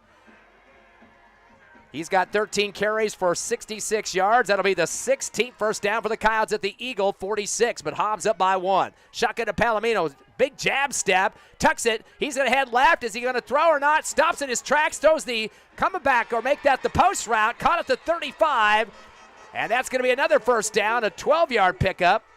And getting the snag on that one. Double checking who that was out there. That's going to be Carrasco for 12 yards. His first catch of the ball game. That'll be the 13th reception for the Coyotes. Palomino trying to keep this defense guessing, spread them out, and make them work for every single effort. 17 first downs for the Coyotes. They're at the Eagle 33.5-yard line with 11:21 left in the fourth. Receiver left, one to the right. Handoff. Coming around the left end, pushing the defender away from him is Colby Sanchez. Tries to cut it back up the middle and is met by a wall for the Eagles. Got about a yard forward progress, but hit by that big steamroller, getting him straight on that time for the Eagles, putting his helmet down hard, Jiron Meredith, and that's only a 1-yard pickup. And that's going to be for Roswell, number 4, Colby Sanchez. Roswell already ahead of their count last year. Last year they had 15, although they did have 34 points against this Hobbs Eagles team. Of course, that was in Hobbs. Brings up a 2nd down and 9 from the Eagle 33. Underneath the center, Palomino. Slot back left to right on the motion. They pitch it out to the right side. Toscano heading far right, 30. Diving his body forward to the 27. Looks like about a 5-yard pickup for Toscano. Yeah, didn't quite get where he wanted to, but made a few positive yards for a 3rd and short. Correction on that. That was not Toscano. That was Nathaniel Lujan. So Lujan will pick it up. That brings up a 3rd down and 2 now for the Coyotes at the Eagle 26-yard line on the right hash. Clock to 10 minutes left here and ticking in the fourth. 21 for Roswell, 22 for your Eagles. Trips left, receiver right, shotgun to Palomino by himself. Throws the slant route, catch at the 20. That'll be enough for the first down and a little more, 4-yard pickup. And that'll be Toscano on that one. So he's got 6 catches for 40 yards, 18 first downs for Roswell. They definitely lead in that category, 18-7. But they're trailing the Eagles by 1, which is the more important stat of the ball game, 22-21. Exactly. In fact, Hobbs last year had 5 first downs. They've outdone that this year so far with the score as well as the first downs. 1st and 10 now from the 20-yard line. Palomino has some words for his running back behind him there. Cloud gives the ball to Cloud as he comes around the left side. Takes off one defender to the 20, cuts back to the 15, and dives forward for the 13-yard line. And we got flags flying. Looks like a late hit by Roswell as they knocked one of the Hobbs Eagle defenders to the turf that time, and that was Marari Orozco. That could be a 15-yarder against Roswell if that's who they're going to call that against. Yeah, that could negate a nice run. He could have been stopped at the line of scrimmage, but instead he got juked and juked and juked around until he got about 7 more yards. Yeah, I'm not seeing where they're marking. They're marking it at looks like the 12-yard line, so that's about a 7-yard pickup, as you said. But the flag is at the end of the play. Should be a dead ball. Personal foul on Roswell, so they're going to knock off 15. And that should be from where the flag, or actually after the play was done, they minus the 15. So he would have gotten 7, as you mentioned, Ron, but now they're going to back it up 15. So here goes. They're counting it off. So not the way Coach Lynn wanted it to finish up there. Definitely didn't draw it that way. 15-yard penalty against Roswell. So they got a total of 77 yards in penalties. And now they're back to the line of scrimmage. 2nd down. and 18 from the 28 of the Eagles. They trail 1 to the Eagles. Shotgun. Palomino fakes the handoff and rolls right to the 35. Sets and throws. Deep corner of the right end zone. Jumping in the air for it near the back line, but could not come down with it. Off the fingertips, high in the air was Colby Sanchez. He got sandwiched by 2 Eagle defenders back in that deep right end zone. A couple of guys helping out there, Adrian Mora and Merari Orozco, and the 2 tandem out there. It was close because he kind of bumped shoulders with him as he got between them, and I'm sure he wanted the PI call, but nowhere you should be throwing the flag in that zone because they were just in their strides and not causing any damage. I know, incidental contact at best, and it looked like it wasn't quite on target, but if it would have been, could have been a great touchdown for the Roswell Coyotes. Make it 3rd down and 18 from the 28-yard line. Clock down to 8:57 left here in the 4th quarter. Shotgun to Palomino by himself. Trips right, receivers 2 to the left. 1-step drop. The little curl route coming back for it to 21. Not a very big play. Maybe back to the original line of scrimmage. Now it's me short. 6 yards as the catch was put down for Roswell by Sanchez. It's 3 catches for 27. He gets back close to the original line of scrimmage, and he has to get down. Roswell has to get down to the 10-yard line right now at the – where are they going to mark this at? Looks like the 21. So they got to get about 11 yards here. But, yeah, only got half of it. Oh, they're going to set up for a field goal attempt here, which would be 38 yards. They're going to mark the hold will be about the 28. So if they're really going to kick this, or attempt to kick it, I should say, Francisco Laura, the kicker. Good snap, and the kick is up. Looks like he might have the distance here. Is it going to? Oh, it hits the left upright. No good. So that will not, it's a clunker off the upright. Look, he had the distance, but I was wondering if it's going to be a little outside, and does hit that left upright. So 38-yarder not going to convert, and the Eagles hold on to a 1-point lead, and boy, the defense jumping up in the air after that miss. You bet, because that would have been a 2-point lead for Roswell. Hobbs did not want to see that. I know there's plenty of time, 8:09, but points are not always guaranteed to happen, especially against this tough Roswell team. So you got to take them what they did, and definitely are loving that miss. They definitely want to add on to their lead, though, just up by 1 with 8:09 remaining from the 20-yard line. That is an automatic touchback, by the way. Twins right, receiver left, man in motion, right to left is Kennedy. He's back in the game after an injury. Rolls out left side after the handoff to the 20. Is tripped up quickly. I don't think he got much forward progress on that one. He comes up limping a little bit. We saw him go down with the right leg or left leg injury earlier. Very stiff-looking leg as they came off the field. I didn't think he was coming back in. No gain on the play for Kennedy. But, you know, there's always play. If they can get up and move, then they're going to go out there and try to play and do what they can for the team. 7 carries so far for Kennedy for 25 yards. 2nd down and 10 for the Eagles at their own 20. They lead by 1 with 7:37 left in the 4th. 5 on the front line for Roswell. Shotgun back to pass Beatty. He's going to sail it up the near right sideline over the shoulder. Tried to backpedal to make the catch. Couldn't come down with it. Getting bumped a little bit was Justice French, but could not come down with it. Was facing 2 defenders in front of the Hobbs Eagle bench close to the 50-yard line. And those 2 guys were sticking with him like glue. Isaiah Aranda was one of them, and the other guy was Zai Carrasco. But, boy, Hobbs Eagles have got some receivers that can get off the ground. Exactly, but Justice French had to move a little bit, try to maneuver, try to get over there to get to the ball, and just wasn't able to get to it. Yeah, his leaping ability keeps in a lot of those long passes that sometimes go too far. That's going to be 3rd down and 10 for the Eagles, and Coach Stevens doesn't want to risk a mess up here because that would make it a 4th. It's 3rd and 10.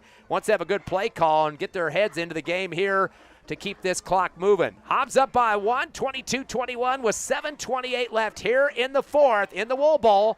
You better stay with us live on Cool 95.7, HobbsAmerica.com.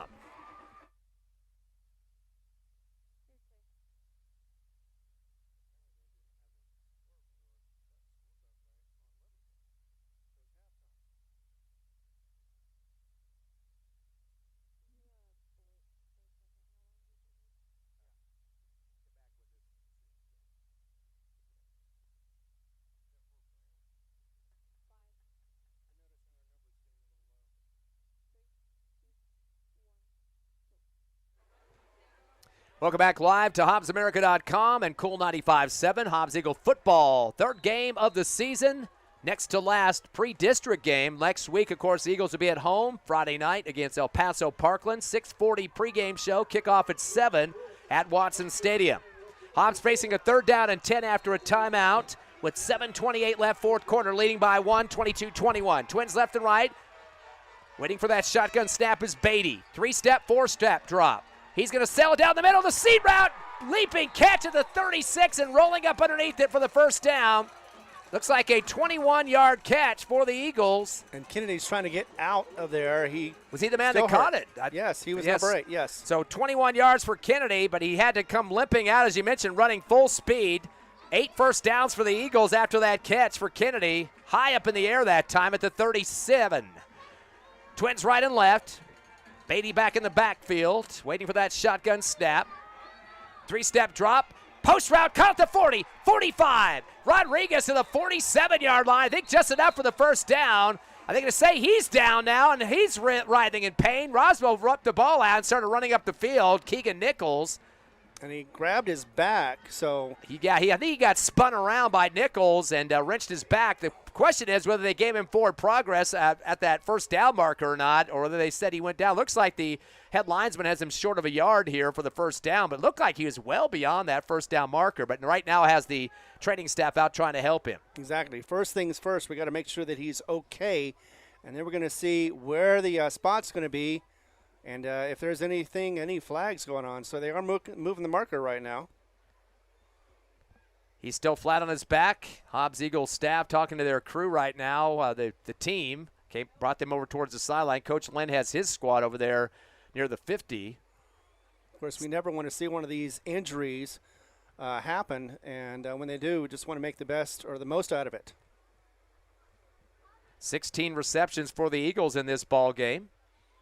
Hobbs didn't even make the 100-yard mark at halftime. They were short by 5, 95, but really starting to come on here in the second half with a lot of guys getting multiple catches so far. 4 for Rodriguez, 4 for French. Those are the 2 leaders right now. Kennedy's pulled down 2 himself, including that big 21-yarder just moments ago, but he came off hobbled for the second time in this second half. And this looks like, I think you're right about the back being wrenched on that one as you got spun and tried to fall forward for the first down, which looked like he did clear that marker, but it looks like they still got him short by a yard. We're going to take a 30-second break, see what's going on here. 7 minutes left, fourth quarter. Hobbs 22, Roswell 21. Come back with us.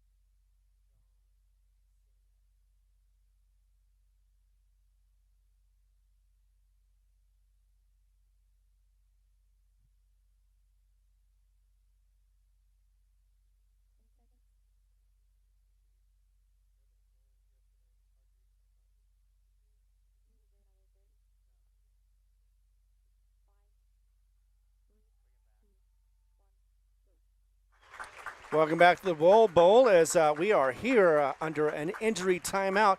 Game is at 22-21. Hobbs is in the lead by 1 with 7 minutes to go and have the ball. They were working it down the field. It is 2nd and 1, but unfortunately with an injury timeout, we had to wait till that cleared up. But we do have some scores from around Lee County to let you know about, including Eunice and Nimmy in the fourth quarter. Eunice is leading 29-27 over Nimmy.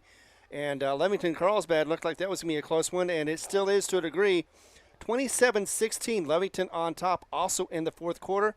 And Tatum and Clayton, that is a shootout right now with the score 54-42. Clayton in the lead by 12. So it's anybody's ball game. Still looks like Clayton, though, they keep it up. They could win that one against Tatum as our injured player is being walked off the field. Looks like he's going to be hurting anyway. Yeah, that's Isaiah Rodriguez, a wide receiver in this game so far. He's had 4 catches, 3 of those in the second half, and a total of, he's had 3 catches for 33 in this half, 66 overall. He had a 33-yarder in the first half, so definitely a guy you don't want to lose, especially with the back injury. 2nd down and 1 for the Eagles at the 46, right hash. Bring him out in motion from left to right is Braddock Beatty, and there's a flag on the far left sideline in front of the Roswell bench. It looks like it's against the Eagles, a 5-yarder. Not sure what did they say his motion, Braddock's motion went forward first or something? I mean, looks like the line judge in front of the Roswell bench is the guy that called that one. Only the first penalty of the second half, 6 overall for 30, so Eagles really cleaned up the yellow handkerchiefs on this one. 2nd down and about 5 from the 41, right hash again. Clock down to 6:44 remaining. In the fourth, Eagles by 1. Braddock Beatty in motion left to right. Fake the handoff. No, they do give it up the middle to the fullback, and he gets slid over to the left side and dropped to the 40. Maybe forward progress, the line of scrimmage if he's lucky that time. See who they had up there, and the fullback jammed up in the front that time. That looked like might have got a new guy in there that I haven't seen yet. Is that Seamus Wright? I think that's who that is. He got a bunched up number on me. No, 28 is what I'm looking at here. Ricky Gonzalez. Yeah, he's listed as a running back. So Gonzalez, or actually no, that's he got a one. No gain on the play. Back to pass. Sorry about that. Beatty with the outside look, and he throws an interception at the 45, up the sideline, going in for the touchdown, up the sideline, untouched. A pick 6 for Keegan Nichols at the 45 of near midfield and ran it up the sideline untouched, and he scores the touchdown to get the Roswell lead. And it is not what Hobbs wanted to see right there. He was wide open, by the way, and just run it in untouched for that 45 pick 6 for Roswell against the Hobbs Eagles. There was an out route being run to the Hobbs Eagles sideline, and just kind of floated it out there, did Beatty, and unfortunately, just a wide open avenue to run up that sideline here on this visitor side of the field. And that gives Roswell back the lead. Yep, right now by 5. At 5:53 left, fourth quarter, it's 27-22. Roswell going to go with the PAT, and I think they're going to try it for the 2 because they want to get it up to 7. Instead of, if Hobbs scored it, he'd be up already by a point in that situation. Yeah. So here they go with a shotgun. Palomino in the backfield has a man behind him as well. They're going to stop the play here. Look like timeout. Coach Lynn definitely wants to talk to his team about this. They have number 11 out there, which is not on our roster, so I'm not sure who that guy is behind his quarterback. I'll have to double check on that. But timeout on the field, and we'll keep it right here at the Wool Bowl, Ron. Unfortunate pass. Eagles were staying out of the turnover mode in this game, and unfortunately that pass was just kind of thrown up in the ghost zone, and that the DB just waiting for it. Keegan Nichols, actually he's a linebacker, but he faded way over to the Hobbs Eagles sideline and just waited for it right in his fingertips, right in his hands, and unfortunately nobody on the outside. The receivers are kind of towards the middle of the field, and the receivers couldn't even come over to make the stop on that one for Hobbs. Exactly. Once he had the ball, he just took off like a shot and was able to get in the end zone, no problem at all. Kind of looked like it was a design play, but definitely either a short pass or just a bad route. Either way, Hobbs pays the price on that one. We did mention that is the second turnover of the game because earlier Hobbs had a fumble given up for a big 45-yard return for Carrasco for Roswell back in the second when they were down 14-0. Eagles had to play some D against a 2-point conversion. High snap to Palomino, tucks, heads right side of the line towards the goal line, diving through, and he breaks the plane for the touchdown. So Palomino with the 2-point conversion run and a 7-point lead for Roswell, giving them a little bit more breathing room, but I don't think they can be safe and secure with the score as it is. 29-22 Roswell, 5:53 remaining here in the fourth. Hobbs Eagles return the kickoff here in a minute, and hopefully in the hands of Henry as he scored an earlier one from 89 yards away. Come back with us live on the Hobbs Eagle Network.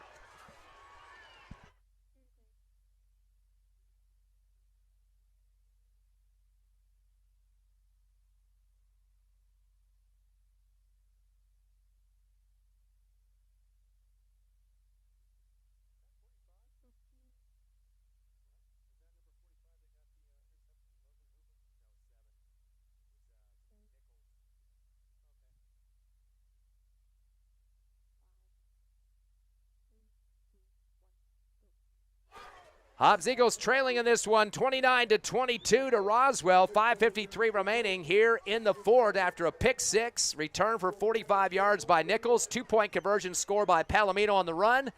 And so Hobbs is going to have to come back here. Got plenty of time to do it, as they will be returning the kickoff here momentarily. We did mention back in the second quarter, Hobbs getting their first score in the game after an 89-yard kickoff return for Henry, putting him down by 7, 14-7. They fall with the Braddock Beatty catch from his brother, 26-yard pass. So Hobbs scoring back-to-back in the second quarter. Hobbs did put on a third quarter touchdown, an 8-yard pass to French from Beatty, and they led 22-21. But now it is Roswell with the lead at their home stadium, the Wool Bowl. They'll get ready to kick off here. And we're underway here deep into the fourth quarter. The catch by Henry at the 12. Why are they kicking to him?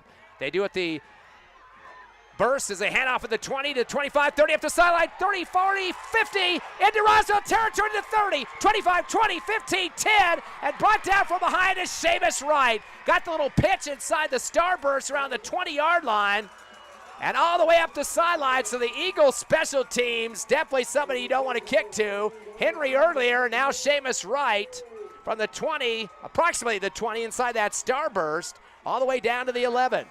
Yeah. Got to hand it to the special teams for Hobbs. They have been keeping them in this game. That's about a 69-yard return up the near sideline in front of the Hobbs Eagle bench. In the red zone. Already in the red zone, right at the 10-yard line. They can't get a first down, but they like to get more of this clock chewed off. But you score quickly, you give over 5 minutes remaining in the game to Roswell, and either team could win this ball game. It's been an open door this whole contest. Exactly. Eagles go with a staggered eye and a shotgun to Palomino. Twins right receiver correction to Beatty. Option left. And slipping in the backfield outside, Amarian Kennedy trying to head left, and he saw two red jerseys coming at him, couldn't get his footing. He's been trying to deal with that hurt leg here in the second half, and they're going to say he slipped down for, or did they, what did they give him on that one? Did they say he got to the line of scrimmage, or did he lose some yards? Looks like he lost some yards. It's 2nd and 12 right now. Lost 2 did Kennedy. Or 3. About 2.5, I think. So that'll bring up a second down and goal regardless from the 12-yard line. Back to shotgun goes Beatty. Twins left, receiver right. He has 2 back with him. The running backs to block. Long snap count here. Roswell shifting vigorously in that secondary. Pump fake. Tucks it, goes up the middle, goes Beatty, diving down to the 10, still pushing forward. Looks like about the 7-yard line.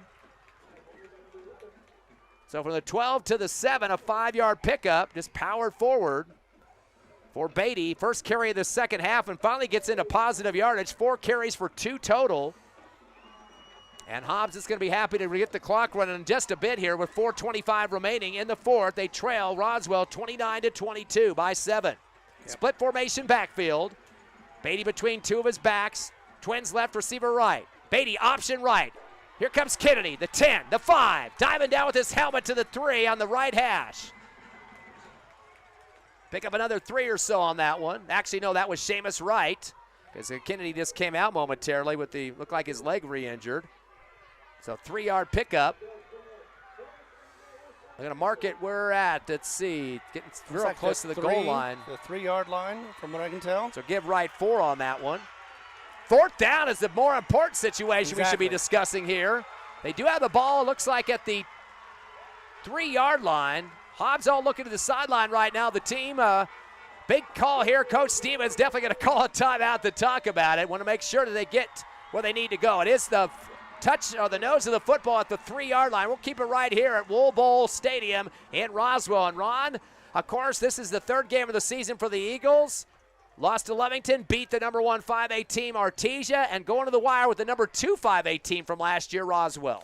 Exactly, and big things are ahead for this team. Of course, both sides are going to get into district real quick. Roswell next week, and Hobbs at about a week after that. And so, yeah, it's definitely going to be something to talk about.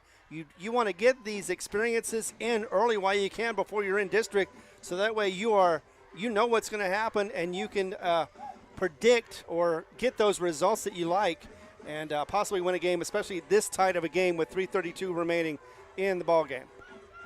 17 yards on the ground for Wright so far. He's got 6 carries, of course, the sophomore, and got a very big run there just seconds ago. Kennedy's been up and down in terms of injuries here in the second half. He's got 23 yards on the ground on 8 carries.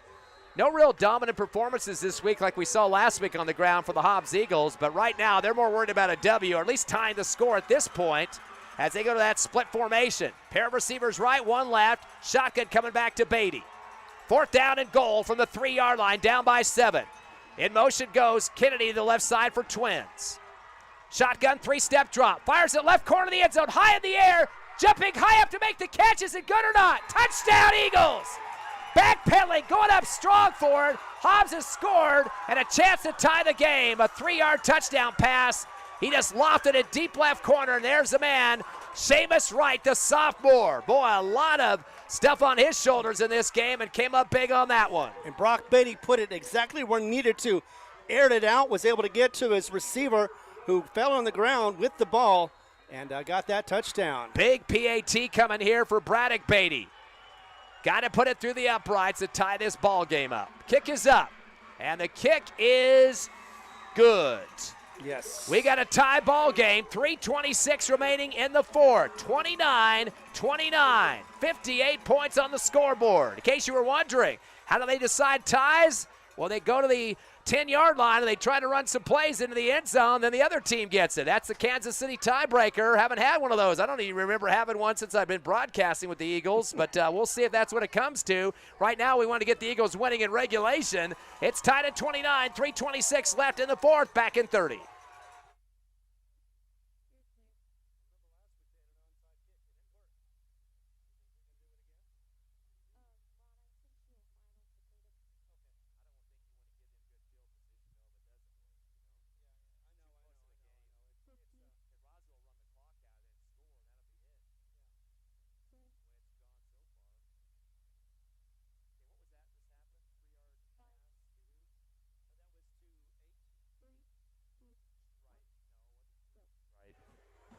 All right.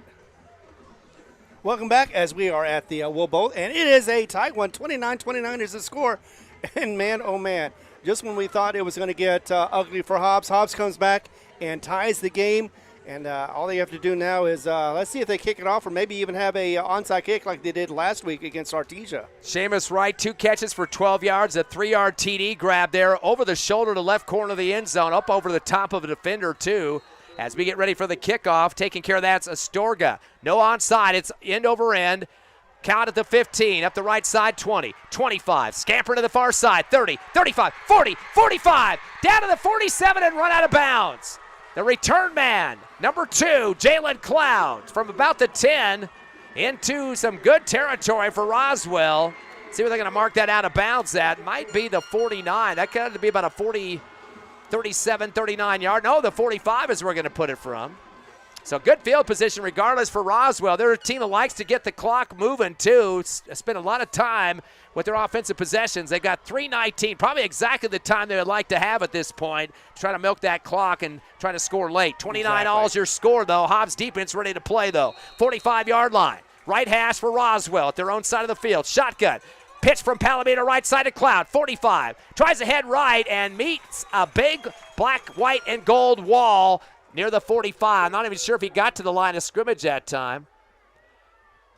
Bunch of guys over there, defensive line, leading the charges. A couple of guys stepping up big for the Eagles there, getting some power. Jeremiah Mackey, the defensive tackle, is one of them.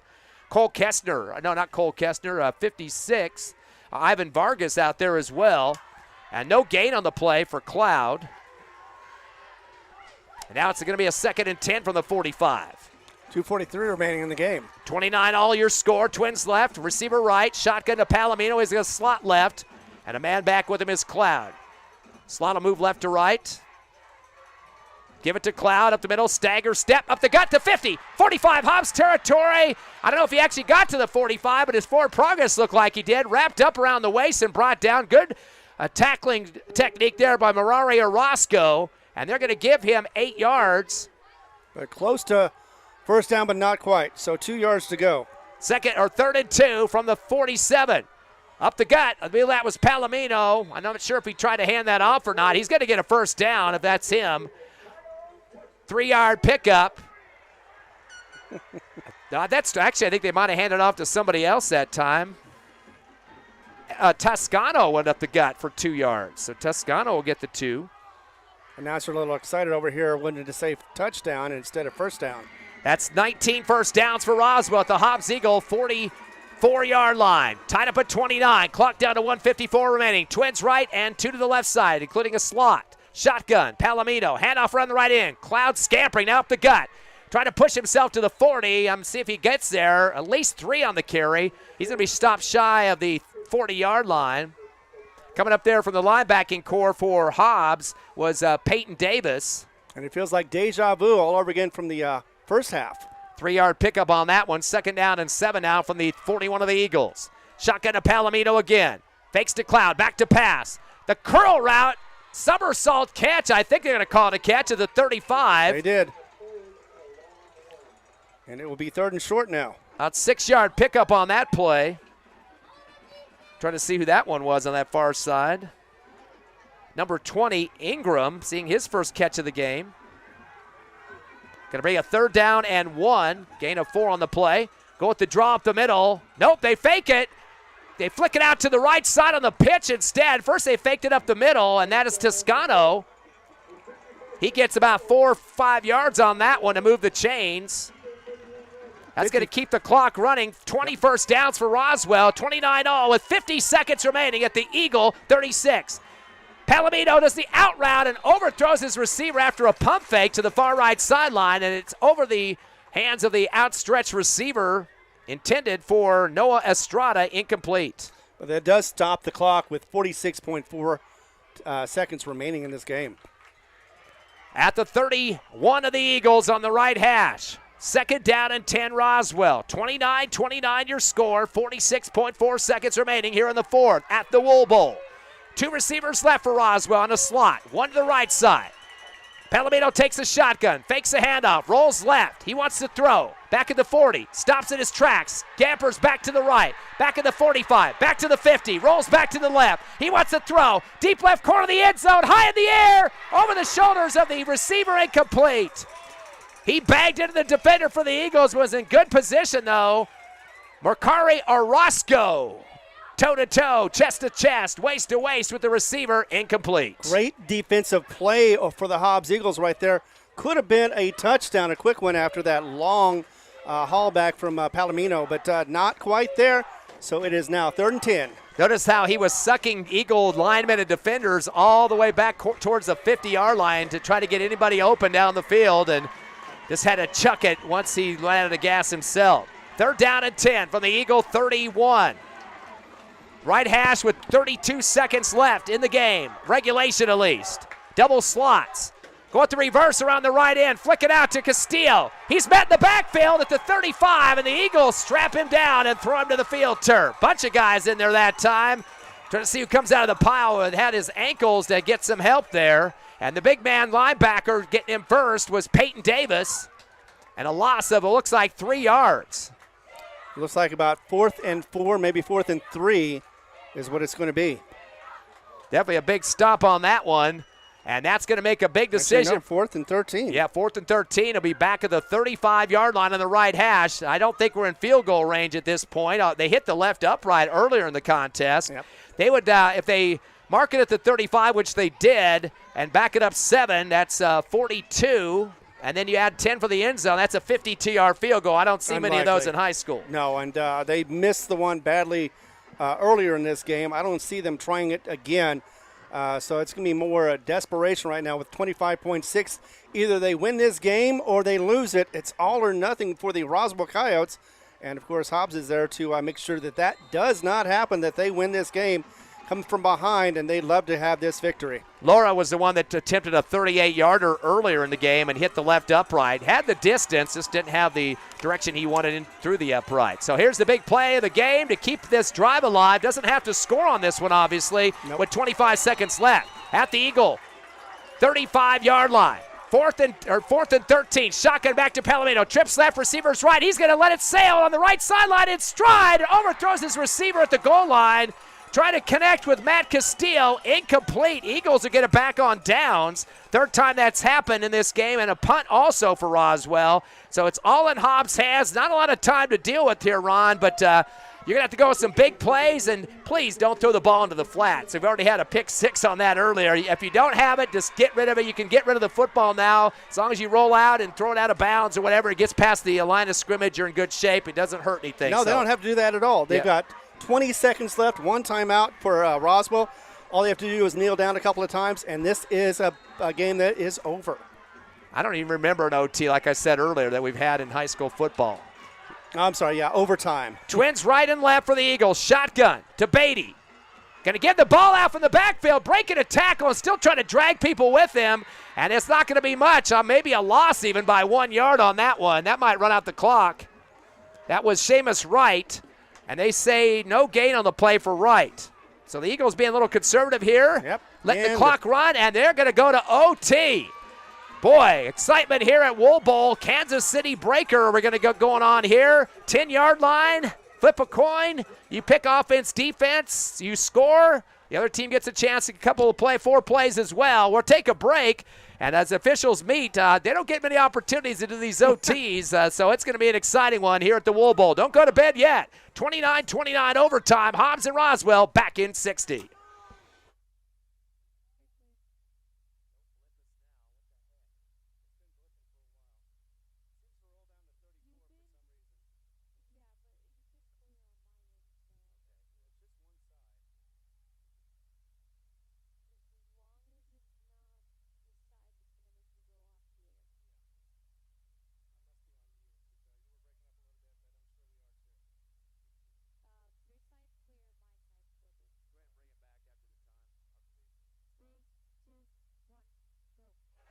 Welcome back to an exciting football game between the Roswell Coyotes and the Hobbs Eagles. It is a 29-29 tie as we go into overtime. They're trying to figure out exactly who's going to get the ball first. And as Ty Friend had said, this is Kansas City rules, something that we haven't seen before, so it'll be interesting to see how this plays out and see if Hobbs can take advantage of it early on. Looks like they may be getting first. Yeah, they're going to coin flip here. Amarian Kennedy is the captain out there, one for the Roswell Coyotes. Can't see his number at this point, and we'll see who's going to get the first possession in this 4-play situation to start. The Whitecap went back with Amarian. I didn't see him point or show. There's not a kickoff during this, but right. I think that means Hobbs will get to have the ball first as Kennedy is coming back off the field. The Whitecap went stood behind him and didn't really make any signal after that, so I assume that that's what he's meant. It's Hobbs football first. So what happens in Kansas City overtime? Go to the 10-yard line. Offense gets 4 downs, no first downs included. And if you score, field goal counts. Also a touchdown counts. Kind of like college. Yep, and then you flop it over to the other team. They get 4 downs. If they don't match the score at least, the game is over. If they get more, then they win the ball game. But the impressive thing I saw just a moment ago, the camaraderie, the teamwork, or the team appreciation on each side, gave a hug after all that, and going back again and going to try to see if which team can win this one. I'm looking down on the field. Looks like actually it might be the Hobbs defense. Let's see. Yep, they are. Yep. The defense is on. So not sure what the official was standing next to the Hobbs, Amarian Kennedy there after the coin flip, but I'm not sure what was signifying there. Yep, they are the defense, so that's where we're going to get going here from the 10-yard line.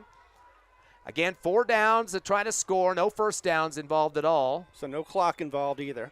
You can be dropped back, you can be sacked, minus yardage, all that, but you have to go for the scores. And, of course, field goals will count, so field position is important. Definitely. Don't want to take sacks. Again, I think also it makes it very big for the quarterback if he doesn't have anybody open, not to throw it up for grabs. I mean, you just throw it out of bounds and get the grounding, which is not illegal anymore as long as you roll out and extend that ball past the line of scrimmage. And once again, we can talk about the fact that Roswell tried a long field goal, just could not quite get it in the through the uprights. In fact, hit the upright. So that is kind of the difference between the game right now. This would have been not a tie. It would have been 3 points in advantage for Roswell, but nevertheless, here we are on a tie. And they didn't have the football even out there. Roswell stays on the sideline. The official realized they didn't have it marked, so Whitecap had to go over there and pick up the Roswell football. And each team can use their own football for this overtime during their 4 downs. Roswell comes sprinting off the sidelines, kind of catching the Eagles' disadvantage here, having to scramble to get set up. Hurry up offense now, ready for the shotgun is Palomino. 4 downs to score. High snap. Tucks it, goes right side to the 10, to the 5, extends down and is stopped. 5-yard pickup. And he's wrapped up first for the Hobbs Eagles linebacking core. That's Sammy Baeza, 5 yards for Palomino. Still got 3 more downs to try to put it through. 5-yard pickup for the quarterback. 2nd down and goal. Here in the Kansas City overtime, tied at 29 here at the Wool Bowl, Hobbs and Roswell. They'll send a bunch of receivers backed up against each other on the left side of the line. One receiver right, shotgun Palomino. Tucks and goes up the middle, puts his head down, slam it down hard, slams across the goal line for the touchdown. 5-yard score for Palomino. So that's the 6 points out of their scoreboard, 35 now. We got an injured Eagle on the ground rolling around, holding his leg, and it looks like that is Joseph Reza, linebacker for the Eagles, the junior. I think that was Carrasco that went across that line. Well, it looked like Palomino, number 10 to me, but could be 16. Carrasco is a running back at some points, but yep, it might have been. The 10 and 16 look pretty close, so to double check on that one. But it's scored nonetheless, and still on the ground is, as we mentioned, the injury for the Hobbs Eagles. We'll take a quick 30-second break. It's 35-29. Roswell, we're in the overtime here in the Wool Bowl. Eagles will get the ball back here for a possession. Stay with us.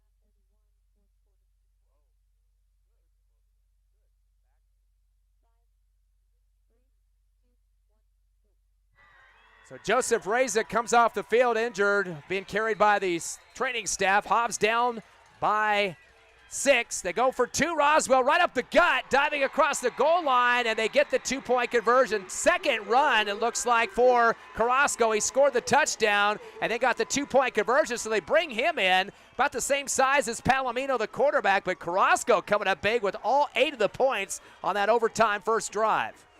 And that was a gutsy play on Roswell. If they would have missed that 2-point conversion, Hobbs, all they would have had to do is score a touchdown, get the extra point, and that would have sealed the deal. But now Hobbs is forced to get a touchdown and a 2-point conversion of their own. 37-29. They'll get 4 downs to do it from the 10, just like Roswell did. They have to get 8. They can't extend the overtime period by anything less than 8 at this point. So Hobbs Eagles getting 4 downs now, trying to improve their record to 2-1 on the season. Roswell trying to go to 2-0. First game was canceled due to weather back against Los Lunas a couple of weeks ago. So they finally get the Hobbs football out there. Both teams kind of had to wait to get those marked at the 10.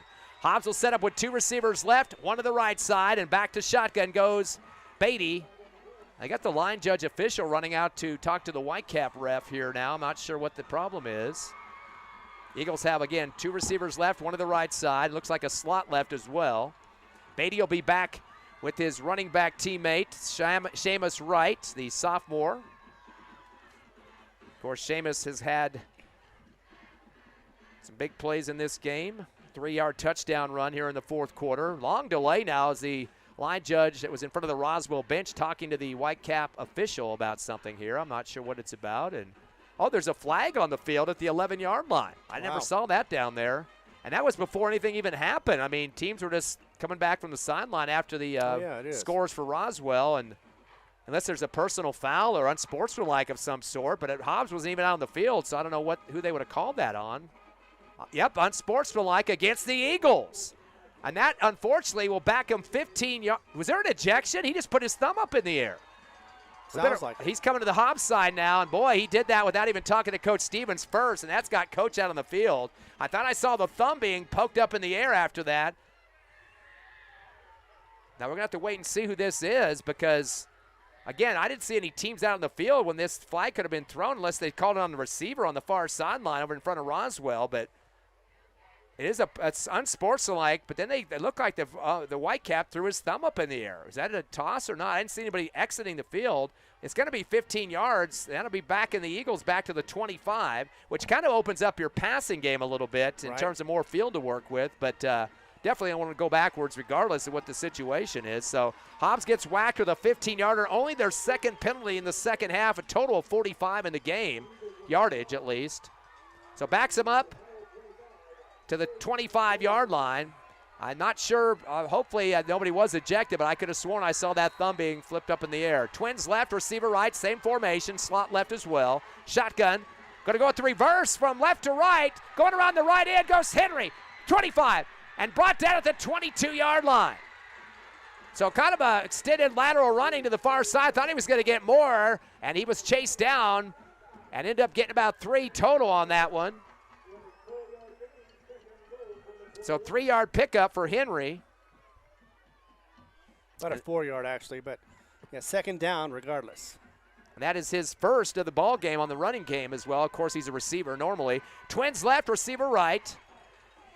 Got a couple of backs in the backfield to block for Beatty. Snap is good, 2-step drop. He's going to throw the out route. Coming back to catch it is Henry at the 12. Breaks a tackle and gets up in it at the 11-yard line.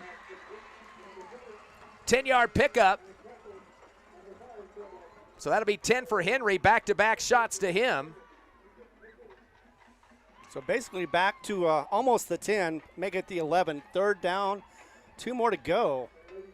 Well, no, third down and goal to go because he's at the 11. No first downs here. They have 2 more downs, and if they can't make it in those 2 downs, that is the game. Yep, got to get 8 points here, Ron. It's 37-29 Roswell here in the overtime. First overtime, Kansas City rolls. Twins left and right. Beatty back deep with right.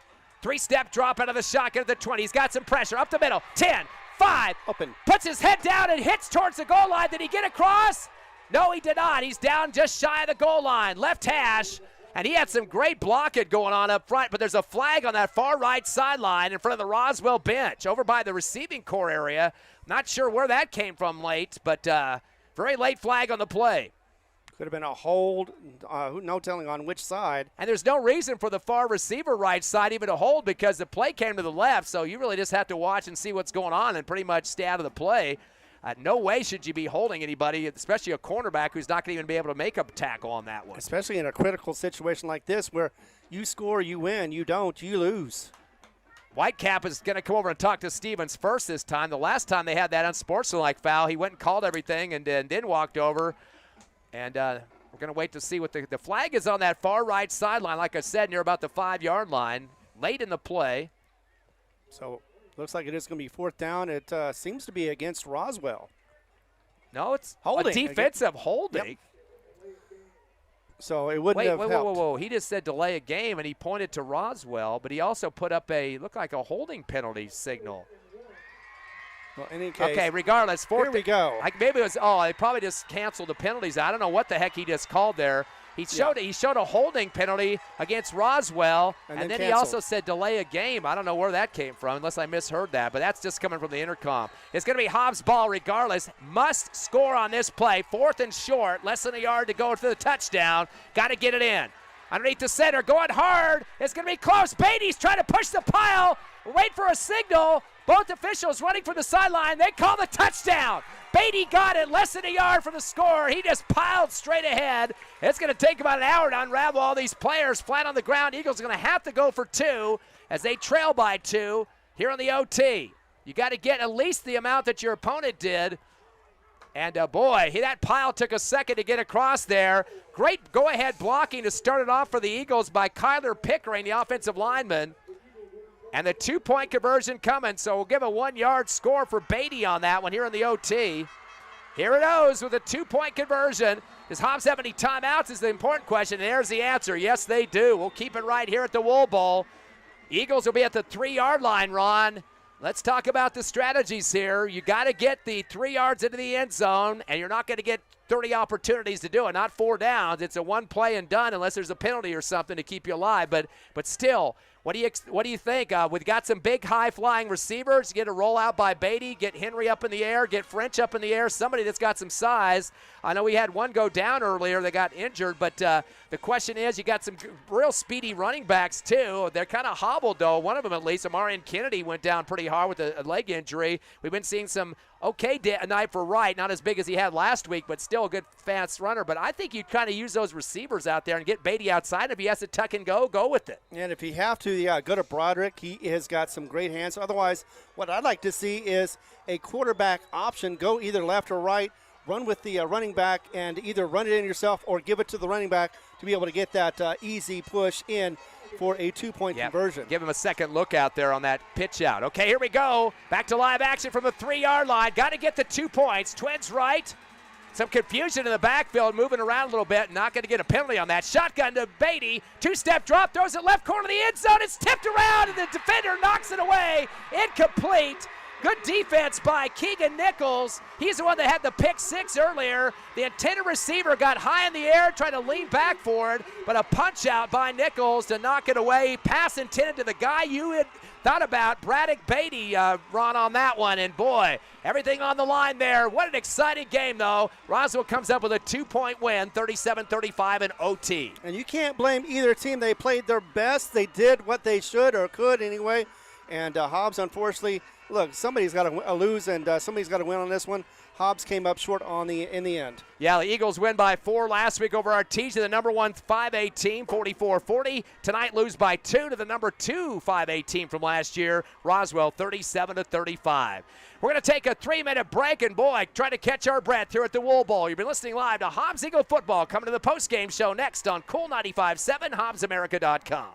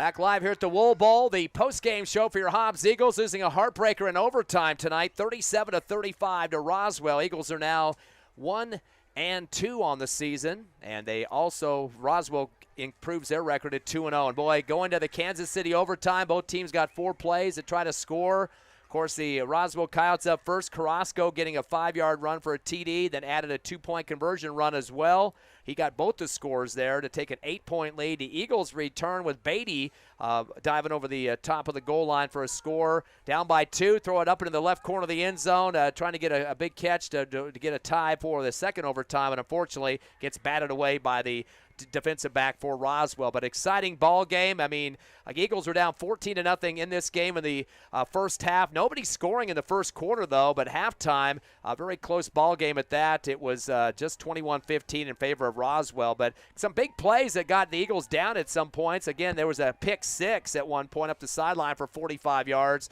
Eagles trailed after that situation, and again, came back and still got back in the ball game. Tied it up 29-all in the into the fourth quarter there as Seamus Wright caught that 3-yard pass to tie it up to score, then the PAT, of course. So lots of good things going on for the Eagles. Of course, an 89-yard kickoff return for Henry. That was back in the second quarter. Hobbs down by 7 at that point after scoring that to kind of get themselves juiced up and back in the ball game.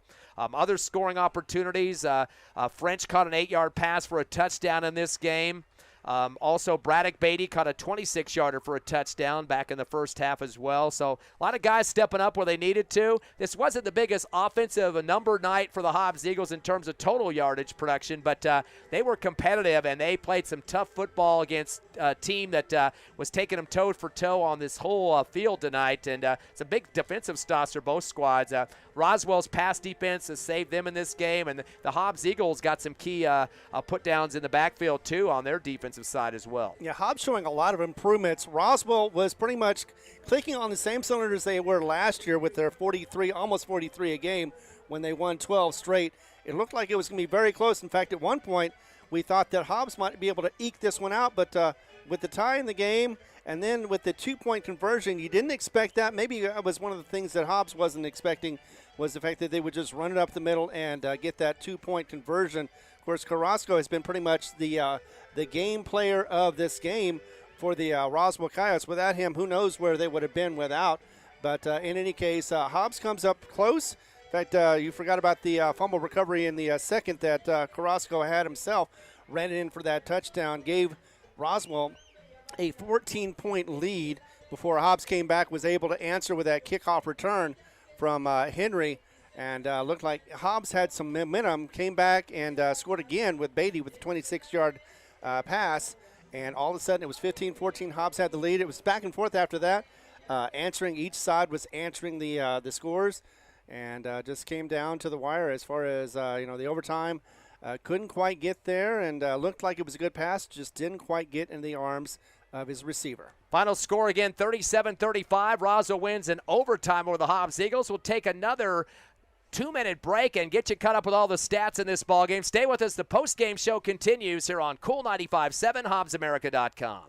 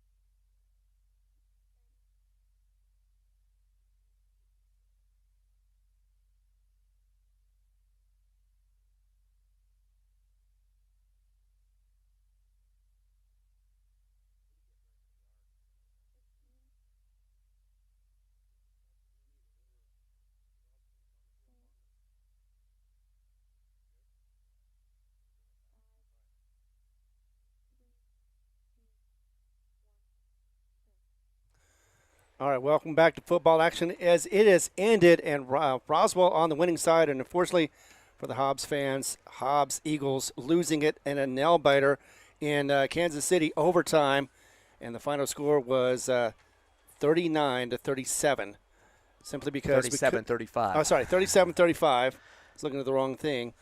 And, of course, we got other scores we'll be talking about later on, but definitely a bit of a heartbreaker, and yet, on the other hand, something to hang your hat on for Hobbs because they did so well in the second half as well as some of the times in the first half that they came back strong, got the lead, and played this Roswell team tough. The team that last year, once again, had 12 victories in a row, and didn't lose a single season game, whether home or away, just lost against Artesia in the final for the championship. Well, let's look at the numbers in this one. As a quick recap, looking at the rushing first for Roswell, one of their best backs, Jalen Cloud, finished 14 carries for 69 yards. Also, Palomino, the quarterback, 15 carries for 76 yards. And Toscano finished 12 carries for 42. A couple other guys got runs, but Castillo was the only other one in double digits with 18. We won't go through all the single-digit runners, but or running backs and carriers in this game. They did finish with 218 yards on the ground for the Roswell Coyotes. In the air, they had a couple guys getting multiple catches. Toscano, 6 for 40 total. And also for Sanchez, it was 3 for 27. Cloud coming out of the backfield, 2 for 16. Greathouse, before he got injured, 1 for 18, 1 for 12 for Carrasco. Of course, he had those two big scores in the overtime on the ground. And those are the guys that had the bigger catches in the game. Nichols came up with 8, including a pick 6 on defense for a touchdown from 45 yards out, we should mention, too. So those are the top receivers in this game. They ended up with 125 yards in pass receptions for the contest. And that's a total of, it looks like, 15 total receptions in the game for Roswell. So 218 on the run, 125 in the pass. Unofficially, 343 yards for the Roswell Coyotes offense.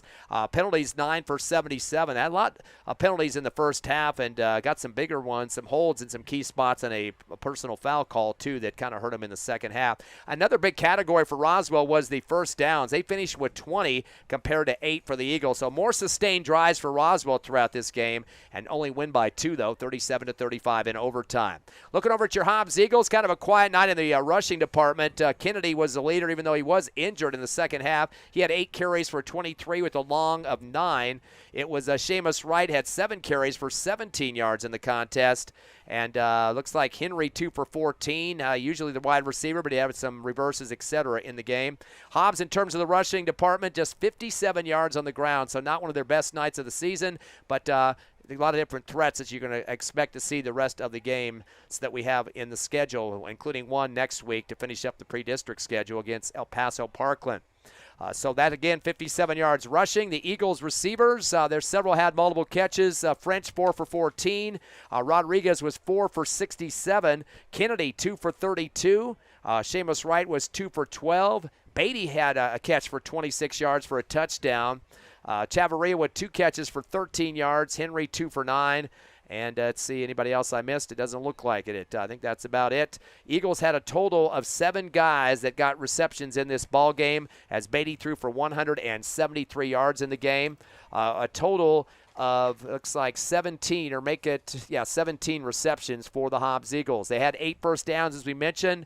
The penalty situation for Hobbs, 7 for 45 yards. Eagles had 2 turnovers, an interception, pick 6, and a fumble in this ball game for a touchdown. So those 2 stats really hurt hard in terms of the scoring for Roswell. They were able to pick up 2 on defense. Hobbs punted a couple of times in this game as well.